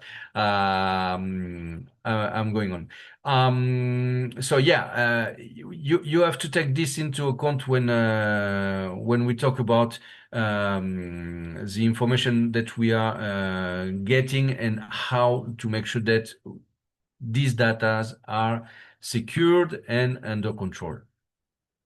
From a legal standpoint, GDPR compliance is mandatory for EU funded projects, but many organizations overlook the interplay with local data protection laws, which may have their own definition of consent, retention of, or reporting obligation. Finally, the risk of re-identification is often underestimated. Even anonymized data sets can sometimes be reference to uncover identity. So this has to be taken into account as it can endanger individuals, especially in context of political repression, for example, persecution or gender-based violence, for example. So as practitioner, our duty of care includes not just safeguarding lives, but also safeguarding data. Let's reflect on how our digital tools might expose people to risk they didn't consent to. So this is key when we are working on with this kind of data on site. Okay. Now about data security and risk management. We shift a little bit our focus from legal framework to operational safeguards. I mean by that the actual measures that we must implement to keep sensitive data secure in the field. And to do that, I will talk about access control, data encryption, secure transfer and storage, and finally threat assessment. On the first one, access control, we must control who can access the data and how. I mean that it's not a question of just gathering information and put it into a server. Who can be allowed to have access to this server? Who can treat the information? Who can delete the information? Who can copy it? Who can access to 1, 2, or 3 bunch of interviews that we've received, and so on and so on. So that means that looking down devices used in the field, applying two-factor authentication, using password managers, and limiting administrative rights. A lost tablet in the field should not become a data break, but assign specific access levels depending on staff role. Not everyone needs access to everything. Sometimes when you're gathering information on the field, you can use your tab or your smartphone and you have it just with a specific right to gather information and set it to the server, but doesn't mean that you have access to the server to consult or to get or to retrieve information from it. Second one is data encryption. The encryption is non-negotiable. Both at rest and in transit, data should be encrypted using standard protocol. And if a device is stolen or intercepted, encryption ensures that the data cannot be read or misused. Field teams must understand that the importance of secure managing messaging apps and encrypted storage tools. I mean that you are using a specific tool to ensure the security of the data. You don't have to, and you mustn't share the part of the information through another system, another messaging app or whatever, another tool. And about the secure transfer and storage, which is a bit linked also with previous ones. It's important, especially when internet connectivity is weak or delayed, and how do we move the data securely from the field to the HQ, no? Avoid using USB or unsecure drive, use encrypted uploads, secure application programming interfaces, and also password protected file sharing systems.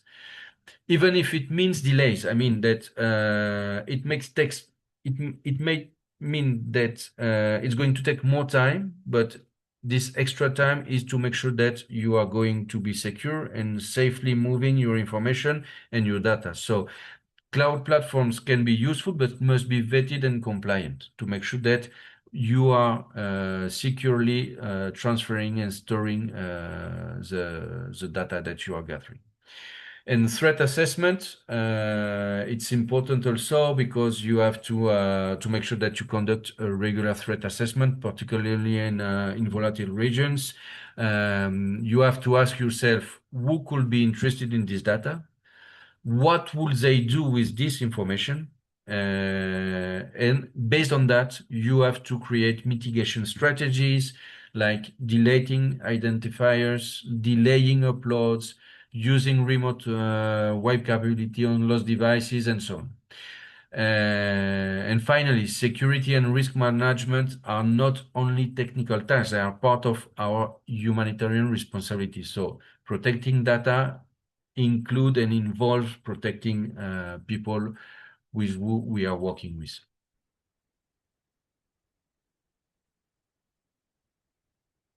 Now I'm going to talk about balancing transparency and data protection. It's a common sense tension in humanitarian data collection. The need to be transparent with community and stakeholders, while at the same time we are protecting individual privacy and maintaining data security. We need obviously to find a balance between both of them. On one end, donors, authorities, and community demand visibility into how decisions are made, how needs are addressed, and how aid is distributed. On the other hand, we want a full transparency, especially with sensitive and individual level data, which can be very important to put people at risk. So this transparency is not always compatible with this part.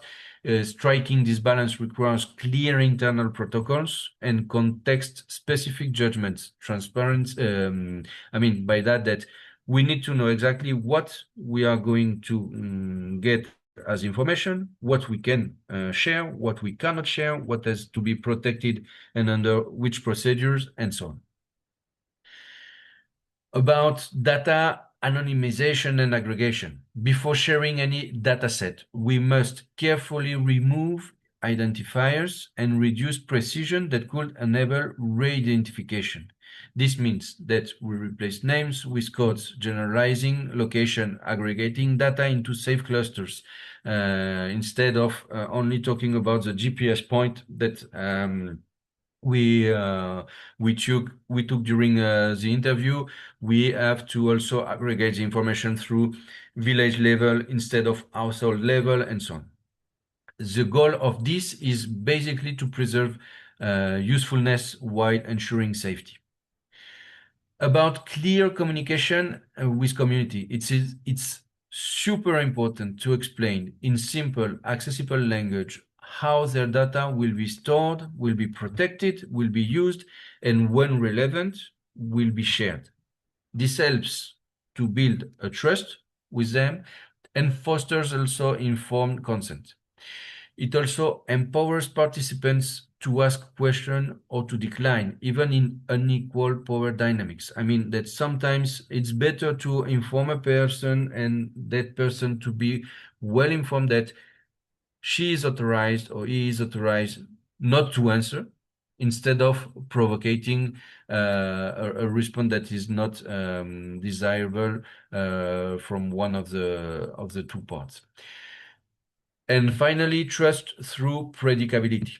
A community become more cooperative when they understand the purpose of our intervention, and it's the same thing with data collection. They need to see what information is handled and if it is handled responsibly by you. Transparency about intentions, limits, and safeguard helps us to reduce suspicion, to gain confidence, and particularly in politically sensitive environment.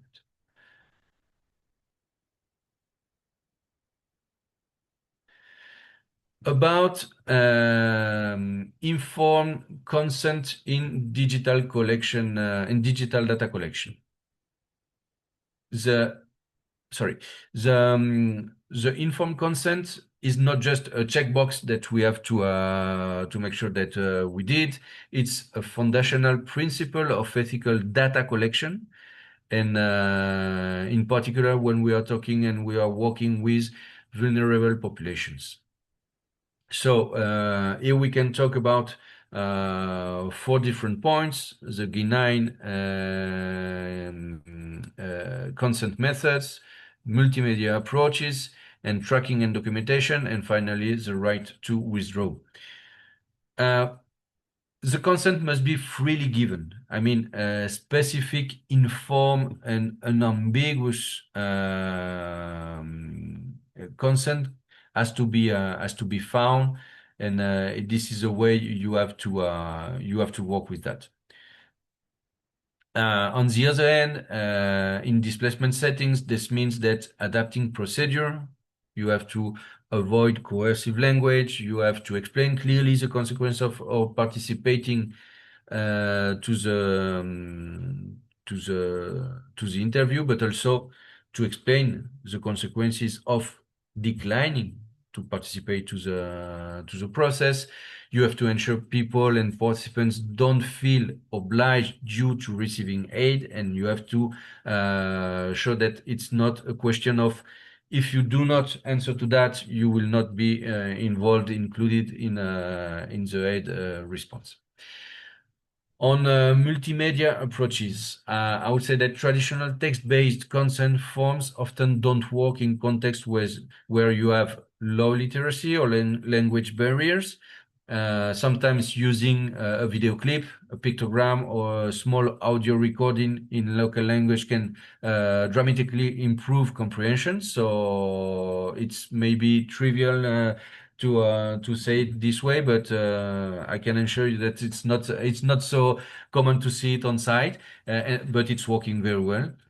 Tools like Kobo Toolbox allow integration of such media directly into the form. So you go through your phone question by question, but you can show to somebody a small video or a small pictogram that can help them to understand what you are talking about. About tracking and documentation, it's crucial for me to log how and when consent was obtained. This includes digital signatures, a timestamp, or even an audio confirmation when culturally or legally acceptable. And these consent logs should be securely stored and accessible for audits or accountability checks to make sure that you have the authorization to treat or to use this information when it is sensitive.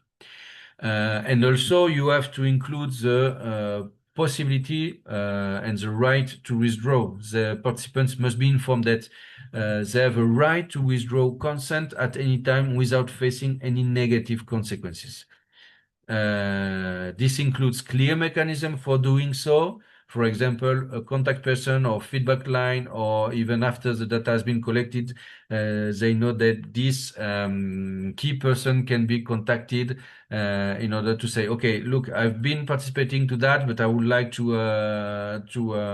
withdraw my information, and I will not be happy if my answer are used for the purpose of the interview.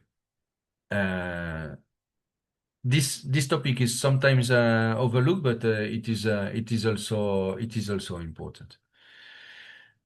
I'm going to talk very quickly about some real world field experiences and the operation dilemmas, or some of the ethical and operational dilemmas that can arise.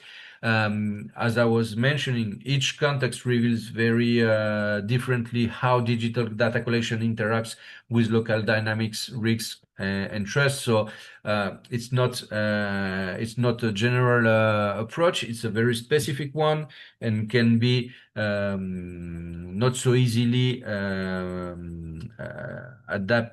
used for other situation, but yes, to be adapted in question of responses.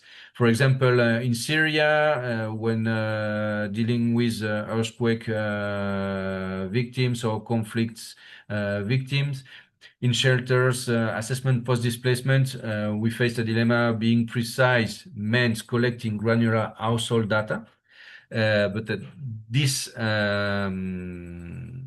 this kind of collection was exposing vulnerable families to surveillance and retaliation. So in this case, we opted to make a safer option, to generalize a little bit the data, losing some targeting accuracy, but making sure that we get some data, but we are not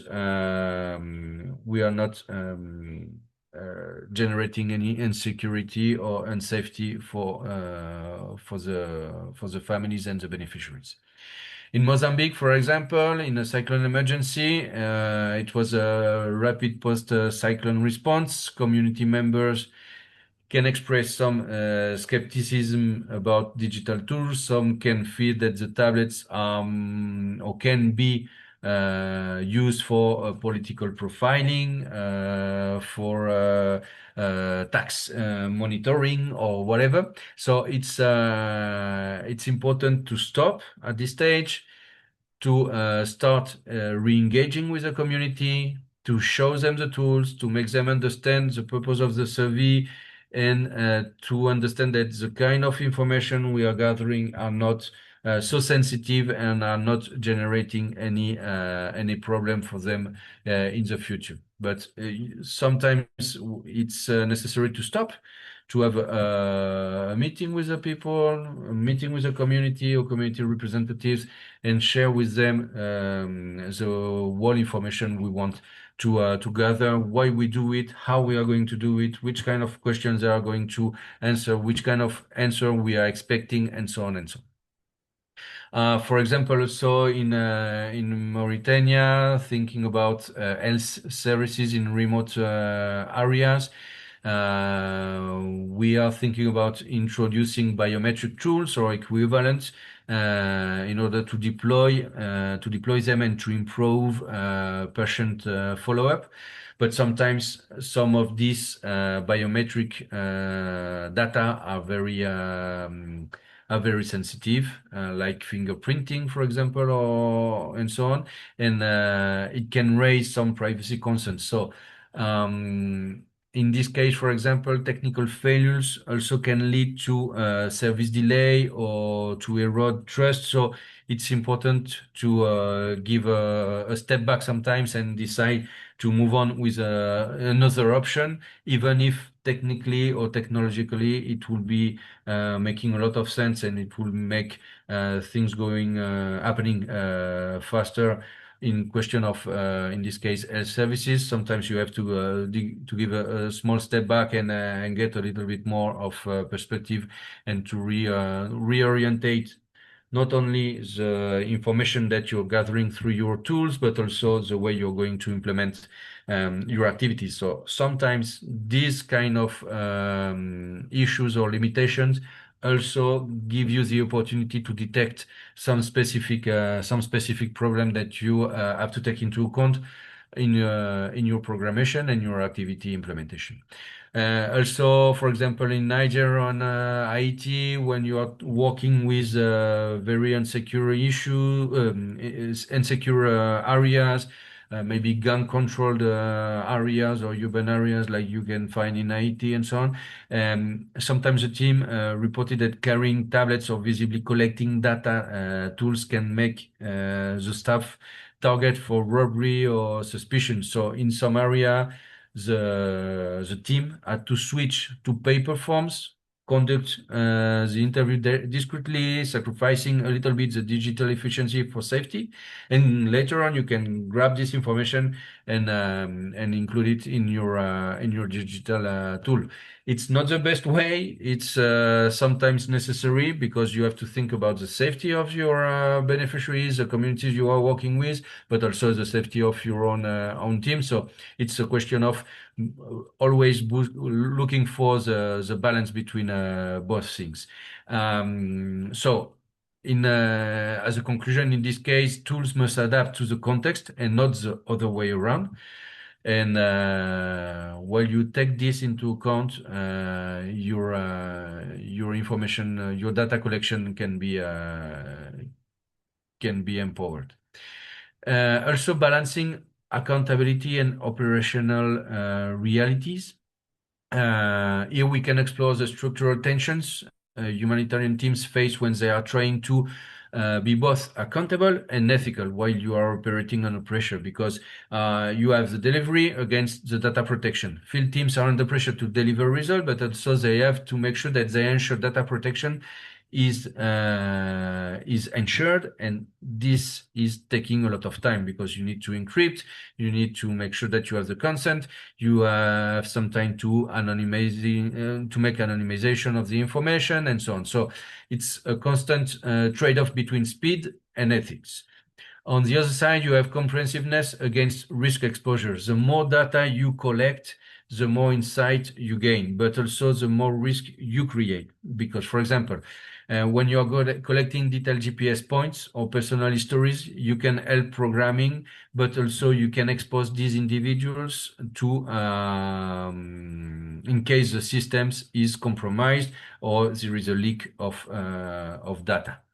Also, humanitarian principle against digital convenience. Digital tools often default to models that prioritize efficiency over neutrality, independence, or dignity. So you have to preset forms that may not align with community perception or evolving needs in order to make sure that you are under your humanitarian principles. Institutional responsibility versus partner capacity also. Large NGOs or donors may have strong protocols, but local partners often lack secure devices. So they need secure devices, they need training or legal awareness, and the burden shifts downstream, increasing risk of mishandling or unintentional harm. This section is here basically to challenge us to design workflow and tools that reflect both urgency and also ethic. And we have to clearly have the right balance between both of them. Here, very few recommendations and best practices, because we can talk about that hours and hours and days because it's very, very complicated. And each time you have a specific issue that comes, you have so many problems and challenges that you can face on site. But basically, I would say that it's important to have contextualized informed consent protocols. It's important also to have measures of protection for the risk-based data. It's important to have ethical review boards for digital tools. Most organizations have ethical committees for medical or protection related research, but few review their own digital tools, and it has to be taken into account. We need to mainstream ethical scrutiny in the design and deployment of digital systems, especially those that collect personal data in displacement context. And finally, joint planning with community to build trust. We know that to build trust with community is key to make sure that the implementation of our activity in humanitarian aid is fundamental, but part of this work can lead us to gather information through these kind of tools, and it's important to include in this trust relation the explanation of how we are going to proceed, what we are going to do, which kind of tools, which kind of data they understand properly. They can or cannot participate. They just decide to do that. They can decide to do that at the beginning, but also they can withdraw themselves and so on. So it's very, very important to take this into account. And I would say that maybe as a general issue, it's maybe the first point to treat when you are working with a community and with your beneficiary, to make sure that you are building the sufficient trust to go ahead. Finally, some concluding reflection. As we reach the end of this session, just let me leave you with a few final points.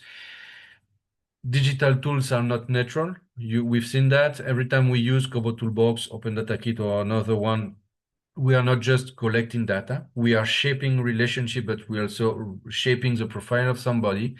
These tools influence on how we are perceived, who holds power in the data process, how decisions are made, and are we empowering communities, or are we extracting data for our own institutional needs? It's something very philosophical, but we need to take this into account when we design the data collection system. Ethics is not a checklist. It's not enough to tick boxes for consent, anonymization, or encryption. We have to make sure that ethical data practice are implemented, and we have to make sure that this ethical data practice require continuous questioning before doing the data collection, during the data collection, and after the data collection. The context can evolve, the risk can change, and our approaches must be flexible and thoughtful. We have to adapt continuously to the context itself.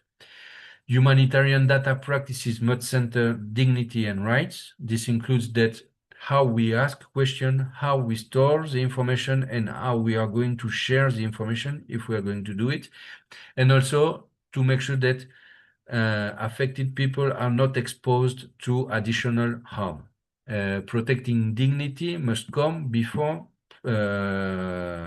ensuring efficiency. You have to make sure that you are protecting dignity of the people you are working with and gathering information before thinking about the efficiency of your intervention itself. And yeah, I would say maybe also as an open question to start maybe the debate and receiving some question from the audience. Who benefits most from the data we collect? Is it the community? Are there the donors? Is it the implementing agency, and so on? And often the answer is not clear, because it's not clear what we are collecting and which is the purpose of this data collection. So let's maybe talk about that. And yes, and that's it. I think this is most of the things I wanted to share with you. And as a very final slide before giving the microphone to the audience, I think that I will finish with a small different slide, and I want you to leave you with this simple image. It's not a question of superhero, it's a question of responsibility. With great power comes great responsibility. When you are getting all this information, you're gathering so many sensitive data and so on, you have to take into account that you're not only gathering information, but you are assuming a huge responsibility against disinformation you've been receiving. So we are interested in humanitarian work with people's stories, with traumas, with hopes, and we must treat this data not as number but as lives. And it's very important for me to finalize with that, because collecting data on vulnerable or not people gives us a power, but it also gives us the duty to protect, to respect, and to be accountable. Thank you. Thank you, sir, for your engaging and practically grounded presentation, highlighting the critical and ethical consideration in humanitarian data collection. So let us see some questions, then we proceed with next speaker of the day. Is there any question? Yes, from audience, is there any question? So we see, okay, we see none. Now I have the privilege to invite Professor Dr. Banerjee Chaka, Professor and Dean, VIT AP School of Law, VIT AP University, to kindly share his thought on the refugee data protection. Sir, before we proceed with you, we would like to introduce you to our audience, then you may proceed further. Ms. Sarah, please proceed. It is my privilege to introduce Professor Dr. Banerjee Chaka, Professor of Law and Dean of the VIT AP School of Law, VIT AP University, Andhra Pradesh. Professor Chaka is a distinguished legal scholar with strong international academic credentials. He holds a BA LLB honours from Andhra University, an LLM from School of Oriental and African Studies, University of London, and MPhil and PhD degrees in international law from Jawaharlal Nehru University, New Delhi. He was also a British Chevening Scholar, reflecting his academic excellence and global outlook. He has held senior academic and leadership positions at reputed institutions including Alliance School of Law, Symbiosis Law School, and NLU Assam, and has taught internationally at the National University of Ireland, Galway. Notably, he has also served as regional legal advisor to the International Committee of the Red Cross, contributing to humanitarian law practice in South Asia. We are honored to have with us a scholar whose academic leadership and global expertise enrich discussions on law, education, and social responsibility. Please join me in welcoming Professor Dr. Banerjee Chaka, Professor and Dean, VIT AP School of Law. Thank you. Thank you very much, and good evening to all of you. It's a great privilege, and also it is an honor for me to be part of this prestigious conference, speaking on the very interesting topic of refugee law in times of critical situations. Like we have different perspectives of refugee protection today, and at the same time, the new and emerging technologies are making a different impact on the protection regime. So in this particular juncture, organizing a conference deliberating upon the digital technologies and its impact on the refugee protection is a very interesting workshop. And I thank and congratulate the University of Mysore and their partner organization, and having brought this particular topic for the debate and discussion. And I'm very thankful to the Dean and head of the law school at Mysore University, Professor Benjamin Sir, and also other organizers.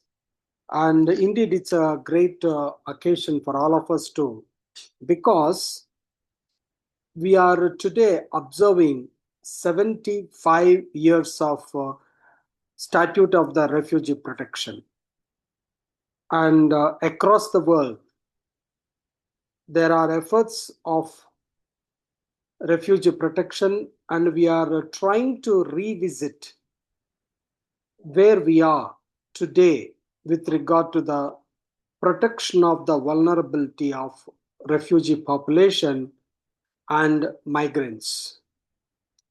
When we look at all these aspects of international refugee law and protection, we all know that, and yesterday and today, most of you have been deliberating upon the framework conventions with regard to protection of the refugees and the International Covenant on Civil and Political Rights. All these mechanisms, which might have discussed. But today, I'm going to take you into a different premise, that is digital surveillances, national security, and vulnerability of the refugee population and their protections. Now, when we speak about this particular topic, and we have to look at it, three different approaches and three different aspects. Number one, who are the actors engaging in protection of the refugees traditionally and today? Second one, today when the state is evading the responsibility under the existing normative framework of human rights, constitutional obligation, and international legal instruments like refugee law, how are we going to attribute responsibilities in cases where they fail to provide certain protections which are attributed for the purpose of upholding the humanity of the refugee population when they're emerging from conflict areas or maybe mixed movements?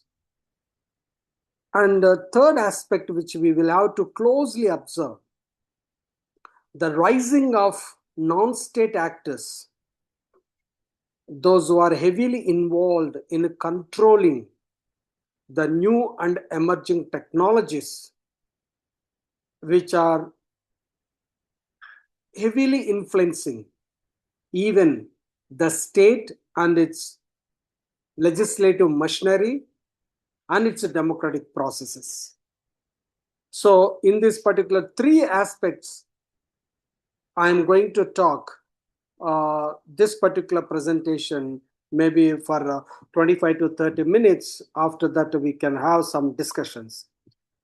And if you look at that, primarily the topic which we are discussing and what I have selected, we have to look at it that, what is the political, the current nature of the non-state, the state system.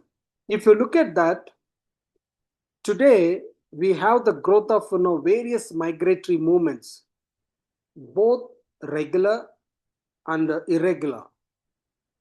And some of them have been fomented by the global network of communications and transportation, and that also led to the acceleration of economic disparity between North and South, which means a global North and global South.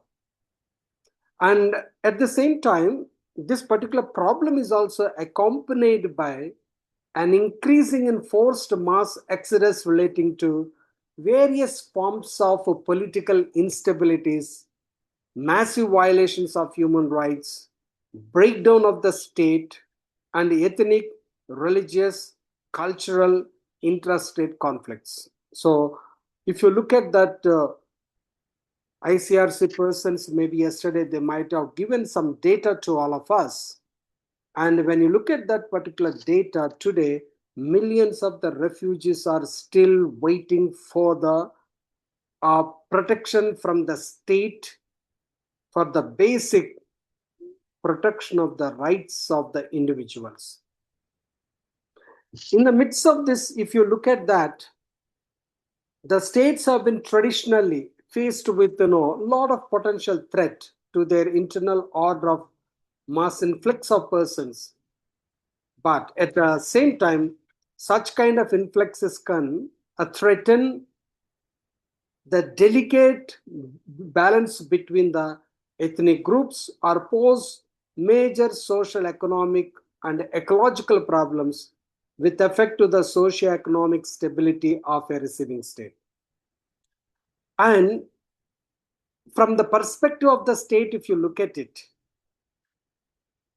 the refugees may engage in individual or group for internal acts of subversion, which can even threaten the political stability of the state or its societal values. This is what the perception which is coming up, growing perceptions across the world, that has been demonstrated by the framework legislations adopted by some countries like Australia. And way back in 2013, Australia has adopted certain legislations which are minimizing and restricting the protections of the people, those who are crossing from the borders. And the second thing, the United States of America, soon after, 25 years ago, after 9/11, and they have National Security and Patriotic Acts, which have come up in the same lines, which are still continued to determine and restrict the movements and compromising on the refugee movements and the refugee protections. And also sometimes when we are looking at that grant of asylum, sometimes what the states are perceiving that they can also soar the relationship between the sending state and the receiving states, like what we have our own backyard, like Rohingya problems. And if you look at that, the states are perceiving that refugees may engage in subversive activities against the country of origin, maybe sometimes, or maybe against the neighboring states, or may be involved in some kind of what you call it as acts of national security concern.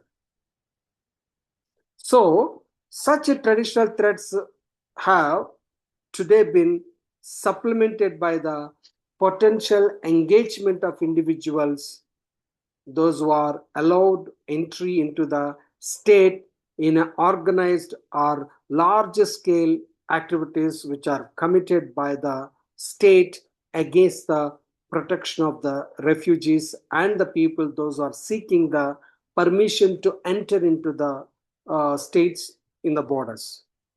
So this contemporary process of issues today are facing challenges from the national security, which is a new norm which is developed by the states.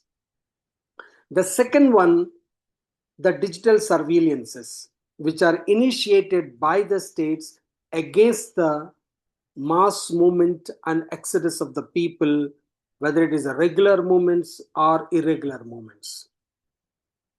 If you look at that from the perspective of this kind of advances in communication and information technologies, trying to facilitate the cross-border movements and revolutionizing the finances and banking operations, and also coupled with evident reduction of the state authority, which resulted an increase in a novel threat to the state security.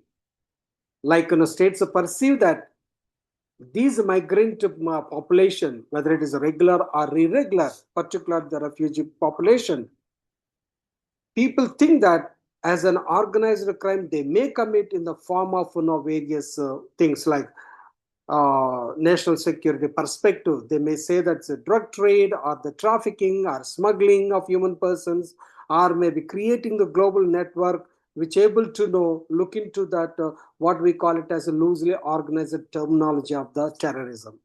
Okay, so this is the language which we are looking into that. But when this kind of background and the perception which is involved today in the context of the receiving or hosting of the refugee population, by the countries where they are supposed to provide the asylum, which is now at heavily challenged. And the second important thing, the point which I would like to highlight in the context of this issue is that where today we are living in a complex area where the public and the private actors performing in a variety of functions, safeguarding the national interest. And at the same time, if you look at that, this increased privatization, providing access to the algorithm governance, and what we call it as algorithmization of the governance by the state for the purpose of the national security.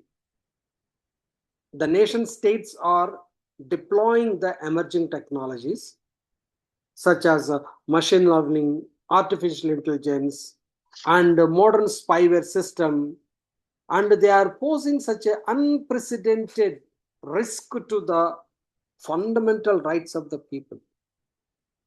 And this kind of new norms of digitalization, digital surveillance, which have been deployed by the states, the nation state system, like we have come across, like in the cases of Cambridge Analytica or maybe Pegasus, which are considered as the most powerful hacking tool, or maybe spyware, developed to date, granting complete unrestricted access to the targeted mobile phones and all the information contained on those networking system.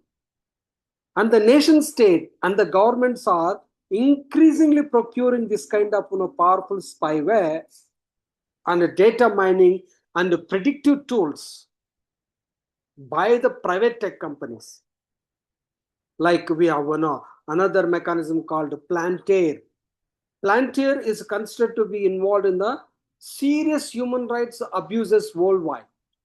And if you look at that recent literature with regard to this use and abuse of the increasingly procuring powerful spyware using data mining, which are invented by the private companies, used in the democratic state and ruling, and the entire democratic process, the governance is completely made in algorithms.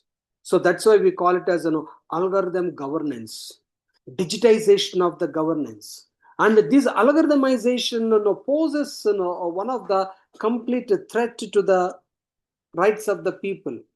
Like you don't have the privacy. And earlier speaker, we have seen that how this particular new and emerging technologies can be used for the purpose of providing better access to the humanitarian crisis. Today, most of the humanitarian organizations, they are heavily using technologies.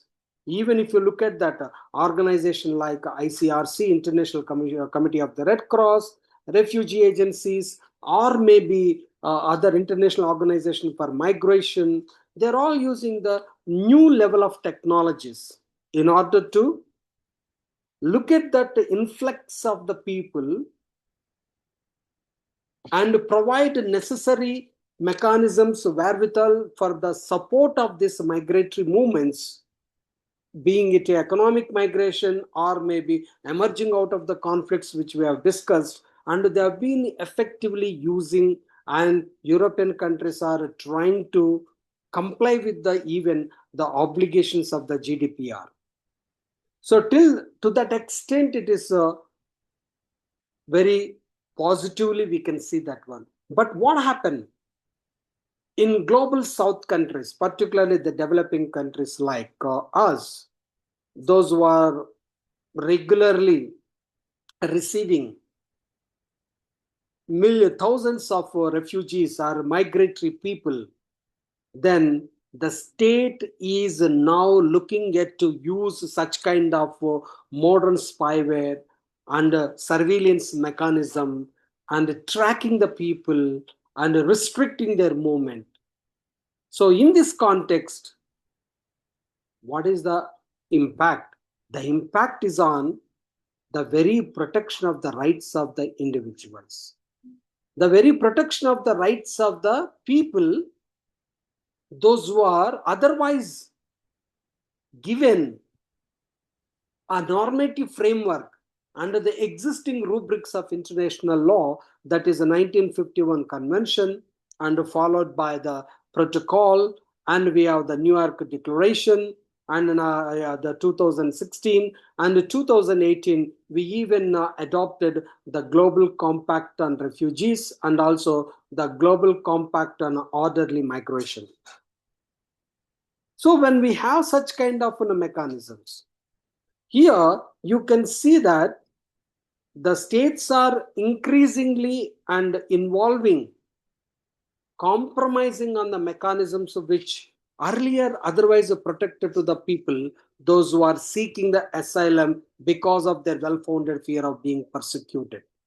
But today, the same individuals, like those who are having well-founded fear of being persecuted, when they are reaching to the borders and the borders are controlled by the mass surveillance system and digital technologies, and they are driven away by the states by saying that it is a national security threat. So this is a background which we are now talking today in the context of our legal system. So what is how we are going to look at it, this particular problem? And now the borders are heavily controlled by using the domestic legal systems. Let me make it myself very clear. When we are talking about that refugee protections, whether it is a refugee protection like the normative framework like Refugee Convention, Protocol, or maybe the what do you call it as the customary principles of international law, which provides the states an inherent obligation of providing the safety and security to the person, those who are seeking asylum at the borders. So that means the borders, so far, the borders have been regulated by the normative framework of international law. Like I could see that in a chat box, some people were asking earlier when our colleague, Dr. Professor Srinivas Lu, is speaking, that there was a question and why there is a disparity of refugee protection system in India. Like if you look at that from the 1950s, the story of the refugees, if you look at that, India is hosting millions of the refugees, starting from the Tibetan refugees, Sri Lankan refugees, and followed by the refugees from Myanmar, refugees from the Bangladesh, or Iranians, Afghanistan, Sri Lankan. You look at that entire India's story of hosting the refugees and providing asylum. And it is all, even though India is not party to the 1951 Refugee Convention and Protocol, 1967 Protocol, by having a member of the EXCOM, the Executive Committee of the Refugee Commission, and one of the crucial member of the 2016 New York Declaration on the Refugee Protection, India has having a tremendous track record of providing refugee protection and giving the basic rights. To that extent, when we also look at that Supreme Court of India's judgment earlier, when we look at that, it is a clear testament of the commitment of the states where these refugee population and also the borders, international borders, have been regulated by invoking international normative framework. Now today, that particular regulation of international borders by international law is slowly diminishing, and now the international borders are regulated by the private domestic legal mechanisms of a particular country. I hope I'm making myself to all of you. So what does that mean? how international borders are regulated by the domestic law. Let's look at that, the current scenarios of various countries. And I take the classic example of Australia. Australia has got very heinous track record of not allowing people, those are, whether it is a traditional boat people or people are coming to reach the Australian borders. And since 2013, if you look at that, they have the legislations with regard to the domestic legislation with regard to the driving away the population, the refugee population in those who are reaching in Australia. And that particular things, if you look at that, it is very concern. Like why it is a concern?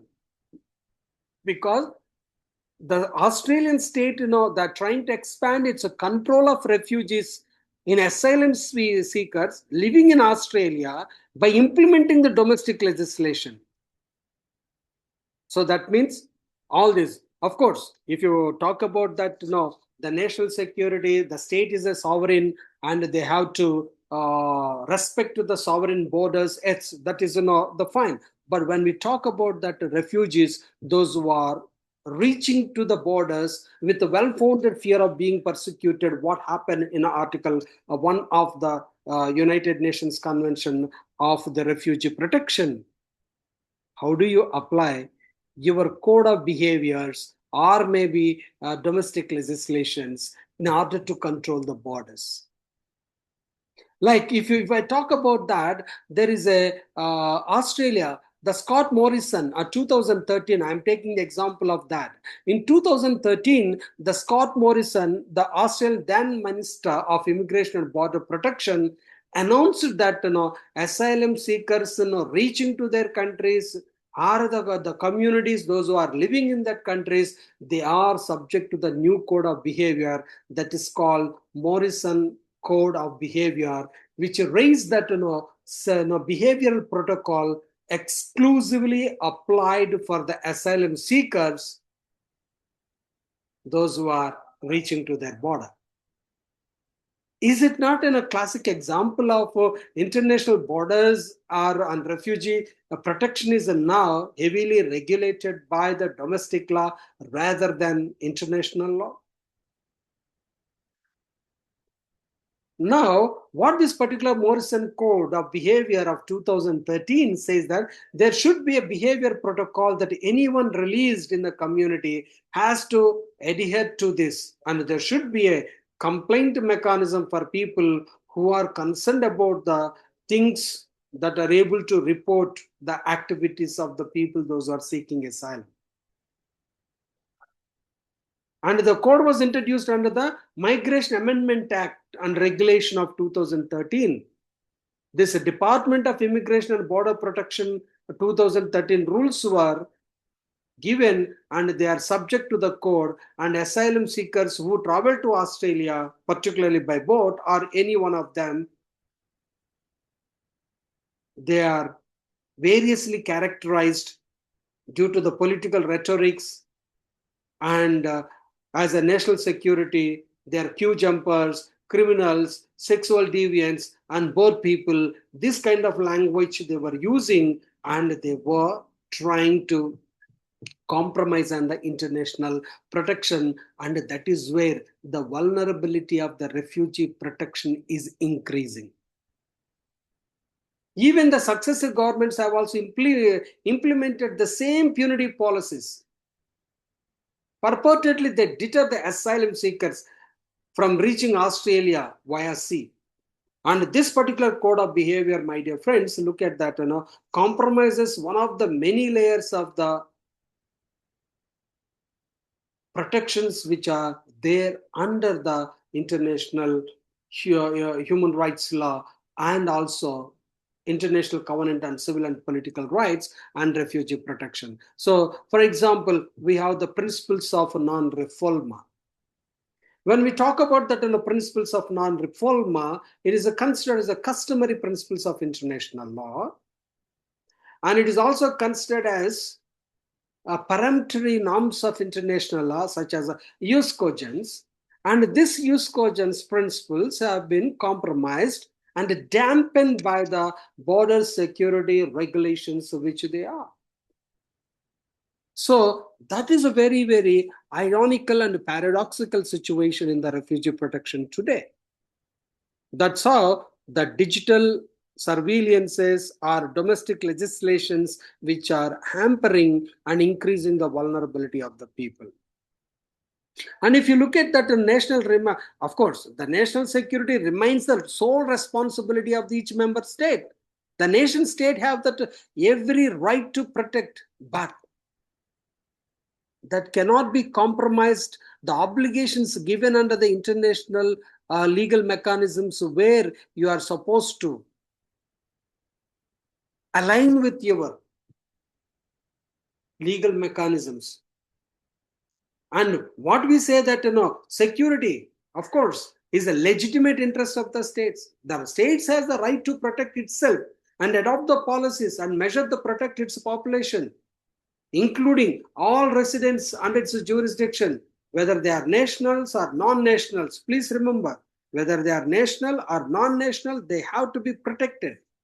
The states in good faith must also undertake international obligations of human rights, including international protection of the refugees, and to share the burden of the power countries where they are systematically denying the protections and of the refugee population and increasing the vulnerability. If you look at that, it is important to note that the legitimate interest of the security is must be always compatible within the international protection of the refugees. And it must be executed with respect for human rights. It's not that you can compromise. It's not that you are following that particular your domestic legislation and talking about that, compromising that mechanisms. It's not that. It is the obligation on the part of the state, and they must provide the security policies, the border regulations must be in compliance of your state obligations into the international human rights and international humanitarian law protections. Like if you look at that and take, for example, that India's scenario, and we have the range of laws which are relevant to treat the refugees and border control. And that forms as the crux of the India's refugees regime. All foreign nationals, whether they are refugees, asylum seeker, or stateless peoples, must be governed under the Foreigners Act of 1946, and the passport entry into India Act of 1920, the registration of the Foreigners Act of 1939, and the Citizenship Act of 1955. This is the legal regulation which we have for the purpose of controlling the borders, people, those who are entering into your country. But this mechanism cannot be compromised. But in addition to that, what we have to do, we have to pass certain legal orders under this act to deal with both legal and illegal foreigners. And what do you mean by that illegal foreigners? Are legal foreigners? The legal foreigners means those who are having the valid documentation and entering into your port. They may be regulated, but the people, those who are emerging out of human rights violations, or maybe racial and ethnic conflicts, xenophobia, or racist attacks, or maybe non-international armed conflicts. And when they are reaching, and it is the duty, it's a decision of the states to grant asylum or refugee status and allow them to stay in the country for the extended period, or maybe issue them long-term visas, and according to the passport control acts which we have in the India does it. Look at that. If you look at that, Section 5 of the Passport Act of India of 1920, the government has the authority. It authorizes the removal of any illegal foreigner by force. And the officials of the union and the states have conferred power to discharge their functions according to this particular rule. Here, a foreigner means a person who is not having the citizenship in India. It's very simple as that.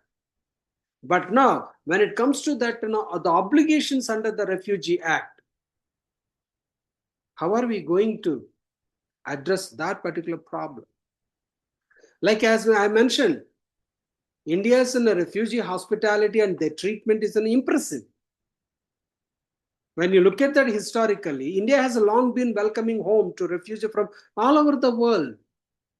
Even before the advent of refugee law, if you look into that, India had given refugee to asylum to people those are escaping ethnic and religious persecution. And for example, Parsis, Jewish people, and Hindus and Sikhs in the wake of partition, refugees from the Tibet, as I mentioned, 1959, Bengali refugees in the post-1970 era, and genocide which happened, Tamil refugees, onset of the civil war in Sri Lanka, Afghan refugees and other refugee groups including Rohingyas, Chakmas, and even Somali, Sudan, persons of Indian origins from Kenya and Uganda. The list goes endless. The country has provided that particular mechanisms. But today, since what I could say that because lack of maybe a political will or lack of adherence to the international legal principles, the countries like India may be compromising on the protections in what we have. The last 2 points which I would like to emphasize here is that number one, when we do not have the specific legal mechanisms like a Refugee Protection Act in our country, that maybe gives legitimacy of the state and its apparatus to compromise on the problems of international protection of the human rights regime. And no, whatever the reasons in India may be having with regard to the signing of and not having of domestic regulation, but that compromises the basic requirements of the protection of the principles of non-refoulement. And recent past we have seen the kind of statements given by the Honorable Supreme Court, and it's a clear evidence where the refugee population are at the vulnerability. And coming to that, the second important aspect is that digital surveillances. When we speak about the digital surveillances, using the various mechanisms of software, so like spywares, what I mentioned, it's like a Palantir and followed by the, sorry guys, I think there's a little disturbance from my side. A dog is barking. Please bear with me for that. So here, when we look at that, the use of state-of-the-art technologies which are penetrating into the privacy of the people, including the refugee population, that compromises and increases the vulnerability. Here, the one particular point which I would like to draw your attention is that if the state and the people in the high positions, when they make certain statement that gives that increases the vulnerability of the refugee population and their protection, like the statement given by some of the honorable judges with regard to the refugee organization and the people. Like they said that UNHCR opened a showroom and giving citizenship. This statement is what I consider as a student of human rights law and refugee law. It is a statement which compromises, which puts the refugee population into the more vulnerability. That is a primary problem.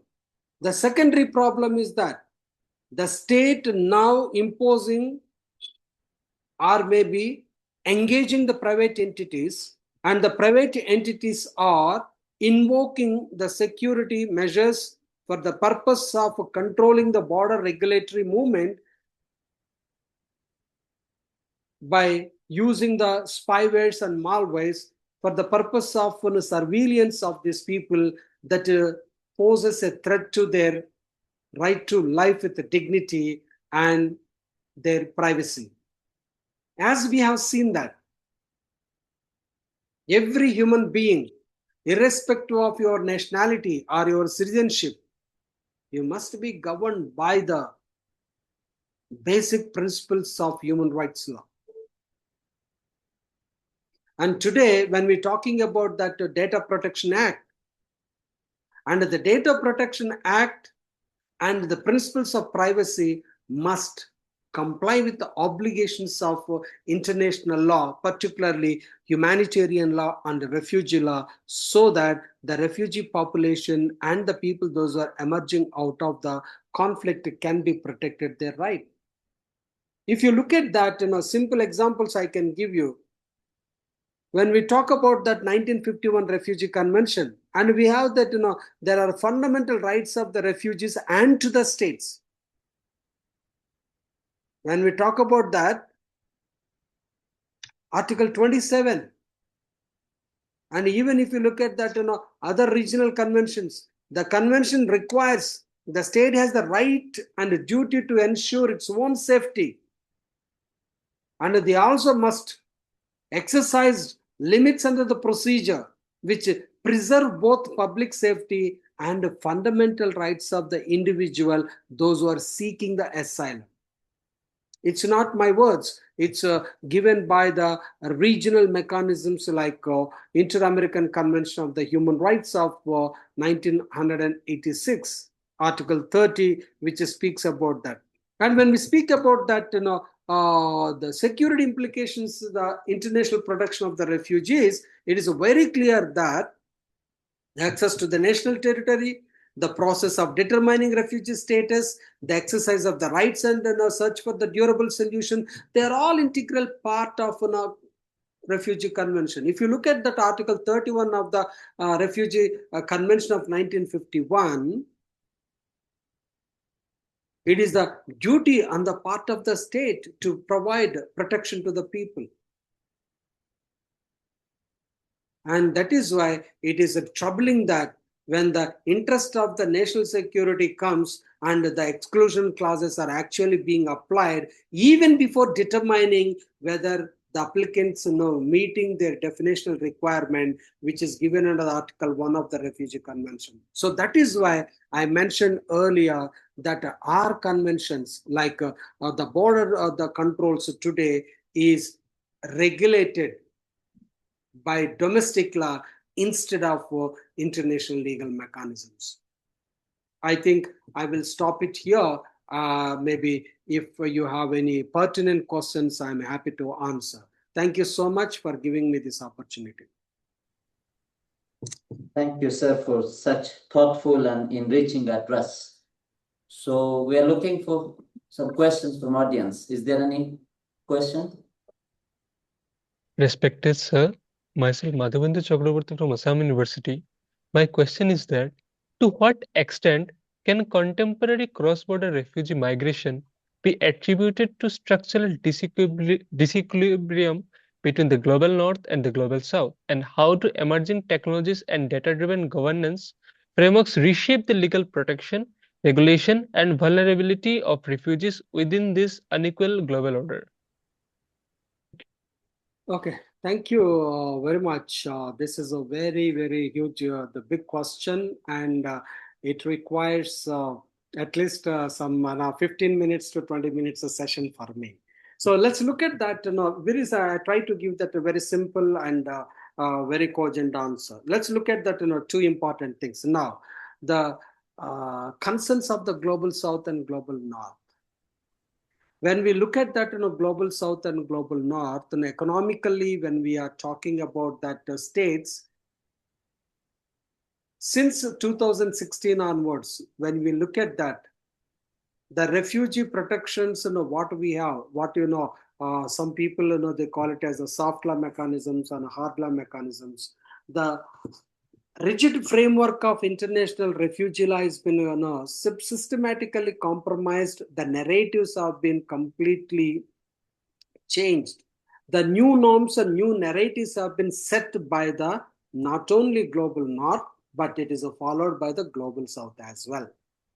When it comes to the protection of the refugees or protection of the human rights today, there is not much disparity between a global south and global north.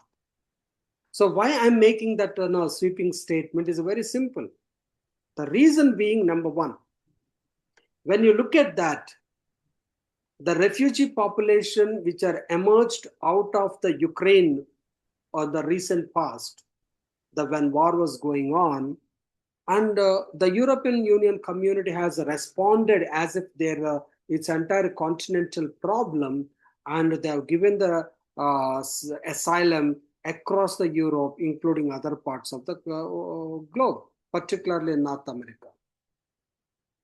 When the same problem was, look at that, the Syrian refugee crisis, what happened? Or maybe Libya's problems, or problem of other areas. They said that these people are emerging out of that particular conflict, are a potential national security threat, hence, and we need to look at devise our mechanisms. And they called and they said that they are not refugees. The new norm created that. It is a migration. It is a migratory movement because of certain prevailing situations in the domestic legal system. And hence, when the states are shutting their borders, the international community suddenly said that, okay, let us look into that. Maybe they adopted, a global compact on refugees, what you call it as a soft law obligations. It's a responsibility sharing. So, of course, I'm not here to criticize that particular problem, but when it comes to that, addressing the problems of the refugees today, both global south and global north are in one same pace. There is no much difference. But when it comes to the burden sharing, like if you look at that, the burden sharing of the refugees today, it's only falling into some countries like global south, like in terms of Rohingya refugees. Bangladesh and India was facing and witnessing a lot of exodus from the Rohingya refugees. When India is also trying to close its borders, and it's a global south country like Bangladesh, one of the least developed economies, which are trying to address that particular problem with the help of the international agencies like UNHCR and other international non-governmental organizations. So that means the problem in the increasingly changing the geopolitical situation, because of its impact of the geopolitical interest of the certain countries, if the countries are forced to go into the conflict situation, and that conflict situation is emerging out of the global political situation and economic situation, and here the outcome of that conflict is ultimately mass influx of the people, and that particular mass influx of the people, there is nobody ready to accept and address that particular problem. Okay, that is a first part of your question's answer. And coming to that digital technologies, like I mentioned that 2013 Australia's Act. Let me mention another important thing, that is 2002. I'm going a little very back, 20 years ago.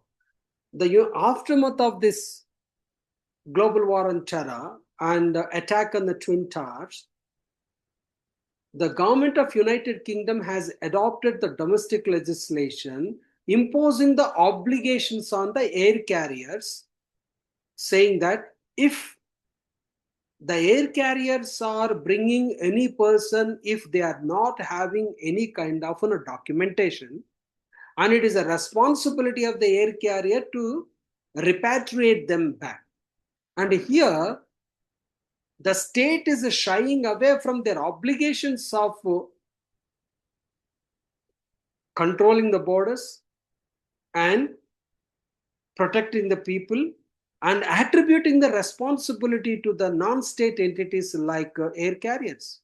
Most of the private air carriers comes from different parts of the country to the London Heathrow Airport, and they have an obligation. So that means, that's why today, if any one of you enter into the airport, when you are boarding, and first they will ask you, do you have the valid passport and valid visa? If you don't have the valid visa and the valid permission, and they will deny.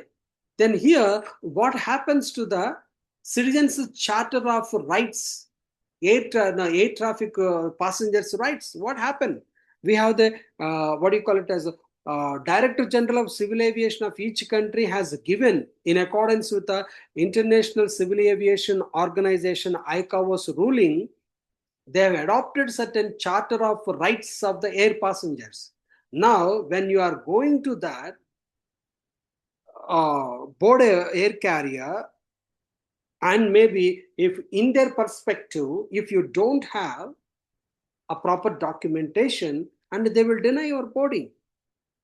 You lose your money, you lose your appointments, you lose everything. And rather, if you engage with an argument with them, and they will look at you as a common criminal, erratic criminal, and they even can blacklist you from that. Let's look at that. This is the problem of not implementing the legal mechanisms where a person who is having the valid passport and citizenship and even travel documents, just because of engaging an argument with a private entity, you become a common criminal and you can be detained for not behaving well. So that means your basic rights, basic charter rights have been greatly compromising. Okay, now coming to that last part of the thing, that is a digital technologies. Like today, the digital technologies like geotagging of the people. For example, if refugee community, if at all they have been allowed to come and stay in the territory of where they are, they got asylum.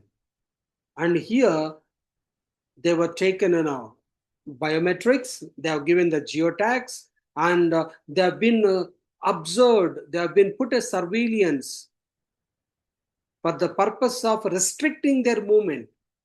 And today, most of them have kept in the so-called, what you call it as limited geographical places, and denying the access to the basic essential rights of the people, such as right to life with dignity, like seeking education, having some minimum level of working, and freedom of movement. Everything is restricted because of your geotagging and taking of biometrics by the state authorities. That means a refugee, earlier, if you are given extended that 1951 convention, and you had what you call it as inalienable rights protected under that, but today you are becoming a common criminal, and you are being under the state surveillance, and you are subjected to threats of the national security.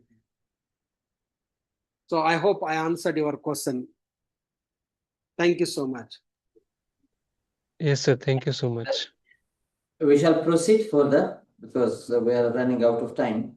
May I now respectfully invite Professor Dr. Chetan Singhai, Dean School of Law, Governance and Public Policy, Chanakya University, Bangalore. Sir, before we proceed with you, we would like to introduce you to our audience, then you may proceed further. Thank you. I would like to request Ms. Sarah Benjamin to introduce the audience. Sarah, over to you. It is my privilege to introduce Professor Dr. Chetan Singhai, Dean, School of Law, Governance and Public Policy, Chanakya University, Bengaluru. Professor Singhai is an accomplished legal academic and administrator whose work spans key areas of law, governance, and public policy. He has strong interdisciplinary interests and brings a rich blend of teaching, research, and institutional leadership to legal education.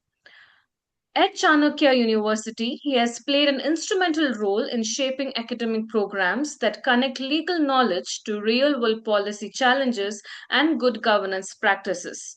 His commitment to advancing legal scholarship, mentoring students, and fostering an environment of critical inquiry reflects the dynamic role of law schools in addressing complex societal problems. We are honored to have him with us today and look forward to his insights that bridge legal thought with governance and public policy. Please join me in welcoming Professor Dr. Chetan Singhai, Dean, School of Law, Governance and Public Policy, Chanakya University, Bengaluru. Thank you. Thank you. Thank you so much for this warm introduction. Special thanks to Dr. Vishwanath sir for connecting me to this forum and the organizers and colleagues and fraternity friends from various parts of the world, including my own state of Karnataka. I can see University of Mysore, colleagues from there. So I think the topic has come at the right time when the world is seeing a transition towards what was there, the life during the Cold War, the post-Cold War, and now the wars, essentially. So in this transition is what we need to reflect on. What is the situation of people who are stateless vis-a-vis the people who are stateful? And stateful are the people who are now on Zoom. Stateless are the people who are dependent on those who are stateful. So I think that's the bandwidth that we need to reflect upon in the spectrum.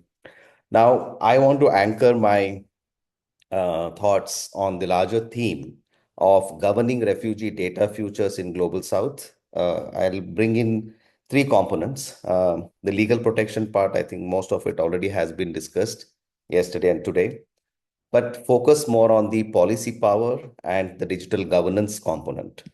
So my central claim here is that the refugee data systems now operate at the intersection of public policy, international protection law, and digital governance. But these domains remain poorly aligned. And I think that's where we need to reflect upon as collective, how we can bring that alignment of these three dots, which are on the three different ends of the triangle, a rather elusive triangle. And that's a challenge. So in terms of breaking the three aspects, see, public policy prioritizes efficiency, scale, and coordination on one hand.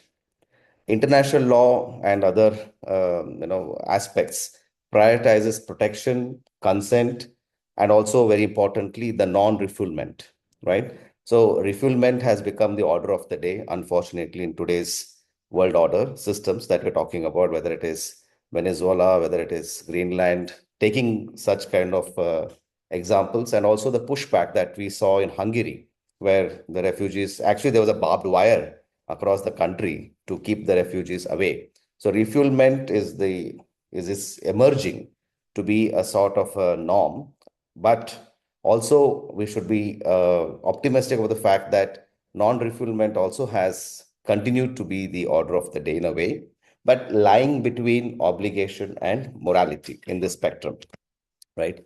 The third is digital governance, which is very critical today in the 21st century, where I would like to anchor digital governance debates and largely focus on privacy, accountability, and I would call this as algorithmic harm, algorithms, how they're causing harm.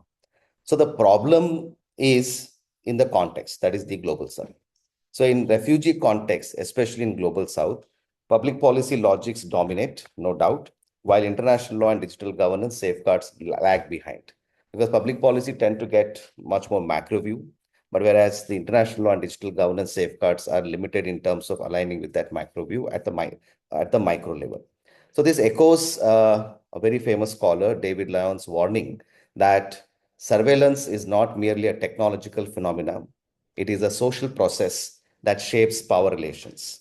To this end, to all the colleagues and scholars here, I would like to argue that refugee data in the global south has quietly, subtly become a core infrastructure of governance, which was not the case earlier, linking humanitarian protection welfare delivery, and most importantly, national security, which yet it remains weakly regulated on one hand, fragmented on the other.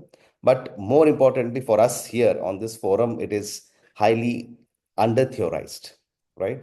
And hence what began as an administrative registration for aid distribution for the refugees, which they perform functions that are deeply legal and political. What has happened is refugee data determines now not only who is recognized, who receives assistance, who may move, and increasingly who may be returned. That's the very important part, which is what I've mentioned about refoulement and non-refoulement also, where the state takes the center stage. This transformation raises what I call urgent questions for international refugee law, which are other panelists also spoke about, human rights law and digital governance, etc. So how do I see this transition from humanitarian aid and governance to governance infrastructure that I raised earlier? Traditionally, refugee law concerned itself with territory, borders, physical acts, especially with regard to admission, expulsion, return. Data was peripheral, and data was more supporting documentation and not a governing force. Unfortunately, this transition, that data becoming a governing force, has become a critical shift that one has to reflect upon. So today, refugee governance is built on, I would say, biometric registration systems, right? Interoperable databases, digital identity platforms, cash assistance technologies that we talk about, which is often a scenario at a domestic level, but now it has also become more of the transnational. Can I continue? Hello? Can I continue? Yes, sir. Yes, you may proceed. Now, I was talking about refugee governance being built on biometric registration systems. Now, these systems are, as we all know, and we need to flag this, that is, these systems are not neutral, right? They are heavily embedded in different cultural systems, practices, processes, ideologies, and many others, and also intended and unintended consequences that one face in terms of the overarching socio-political and economic scenarios, right? So these are not neutral systems that we talk about in terms of biometric registration systems that refugee governance has become. And they structure access to protection. They also mediate relationships between refugees and states. And when we look at this relationship, we are also looking at embedding refugees within the broader architectures of surveillance and control. Now, how do we then reconcile this shift in the name of surveillance and control? It's a question. I really don't have any specific answer at this stage, because this is something that one needs to empirically evidence on one hand. However, in effect, refugee data has become a form of what I call, this is a quote that Anna Hardant also uses, power quite technical and difficult to contest. Because of the nature of them being stateless, the agency is under question. And that agency to question and contest is a bigger concern, which becomes much more easier for that earlier point I mentioned, that refugee governance is built on biometric registration systems, which further leads them to be at a receiving end and rather employing the agency to get their issues resolved. Now, what is the scenario? If this is a part of the problem that I've been sharing in the last few minutes, how international law, especially international refugee law, navigates this and responds to this, right? And on one hand, international refugee law provides normative strength, but on the other hand, in the 21st century, it is digitally blind, right? It has digital blind spots, which is, I think, the crux of the last 2 days, yesterday and today's deliberation. Having said that, let us also reflect on how it has a sense of normative strength, which others might have highlighted, but I will just flag it here, and also flag how it is digitally looking at having certain blind spots, which is our concern, and then come back to the suggestions on how to build on it. In terms of normative strength, the 1951 Refugee Convention, particularly Article 33 on non-refoulement that I mentioned in the beginning, continues to remain as a cornerstone of international protection, no doubt. But if you go back to the reference on jurisprudence, such as Soring versus United Kingdom and Hirsi Jama versus Italy, it makes it very clear that foreseeable risks and indirect state conduct and engage responsibility. If data practices foreseeably contribute to exposure, targeting, or coerced return, they raise direct non-refoulement concerns even without physical removal, and hence this becomes a challenge. And this is where the invisible hands that we all know as market, here comes the invisible hands of the states, using the analogy of the market coming into the play. So any sense of normativism that we talk about would not have any value if you're looking at this digital blind spot, which is especially the physical versus the non-physical. The non-physical is something which eventually will make them to coerce the physical dimension of it, right?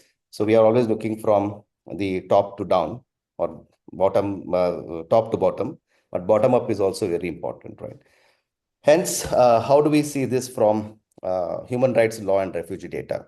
So international human rights law, particularly as we discussed earlier, and also the ICCPR, I actually almost forgot the abbreviation, but I remember the acronym. It reinforces the protections relating to privacy, dignity, equality, and remedy.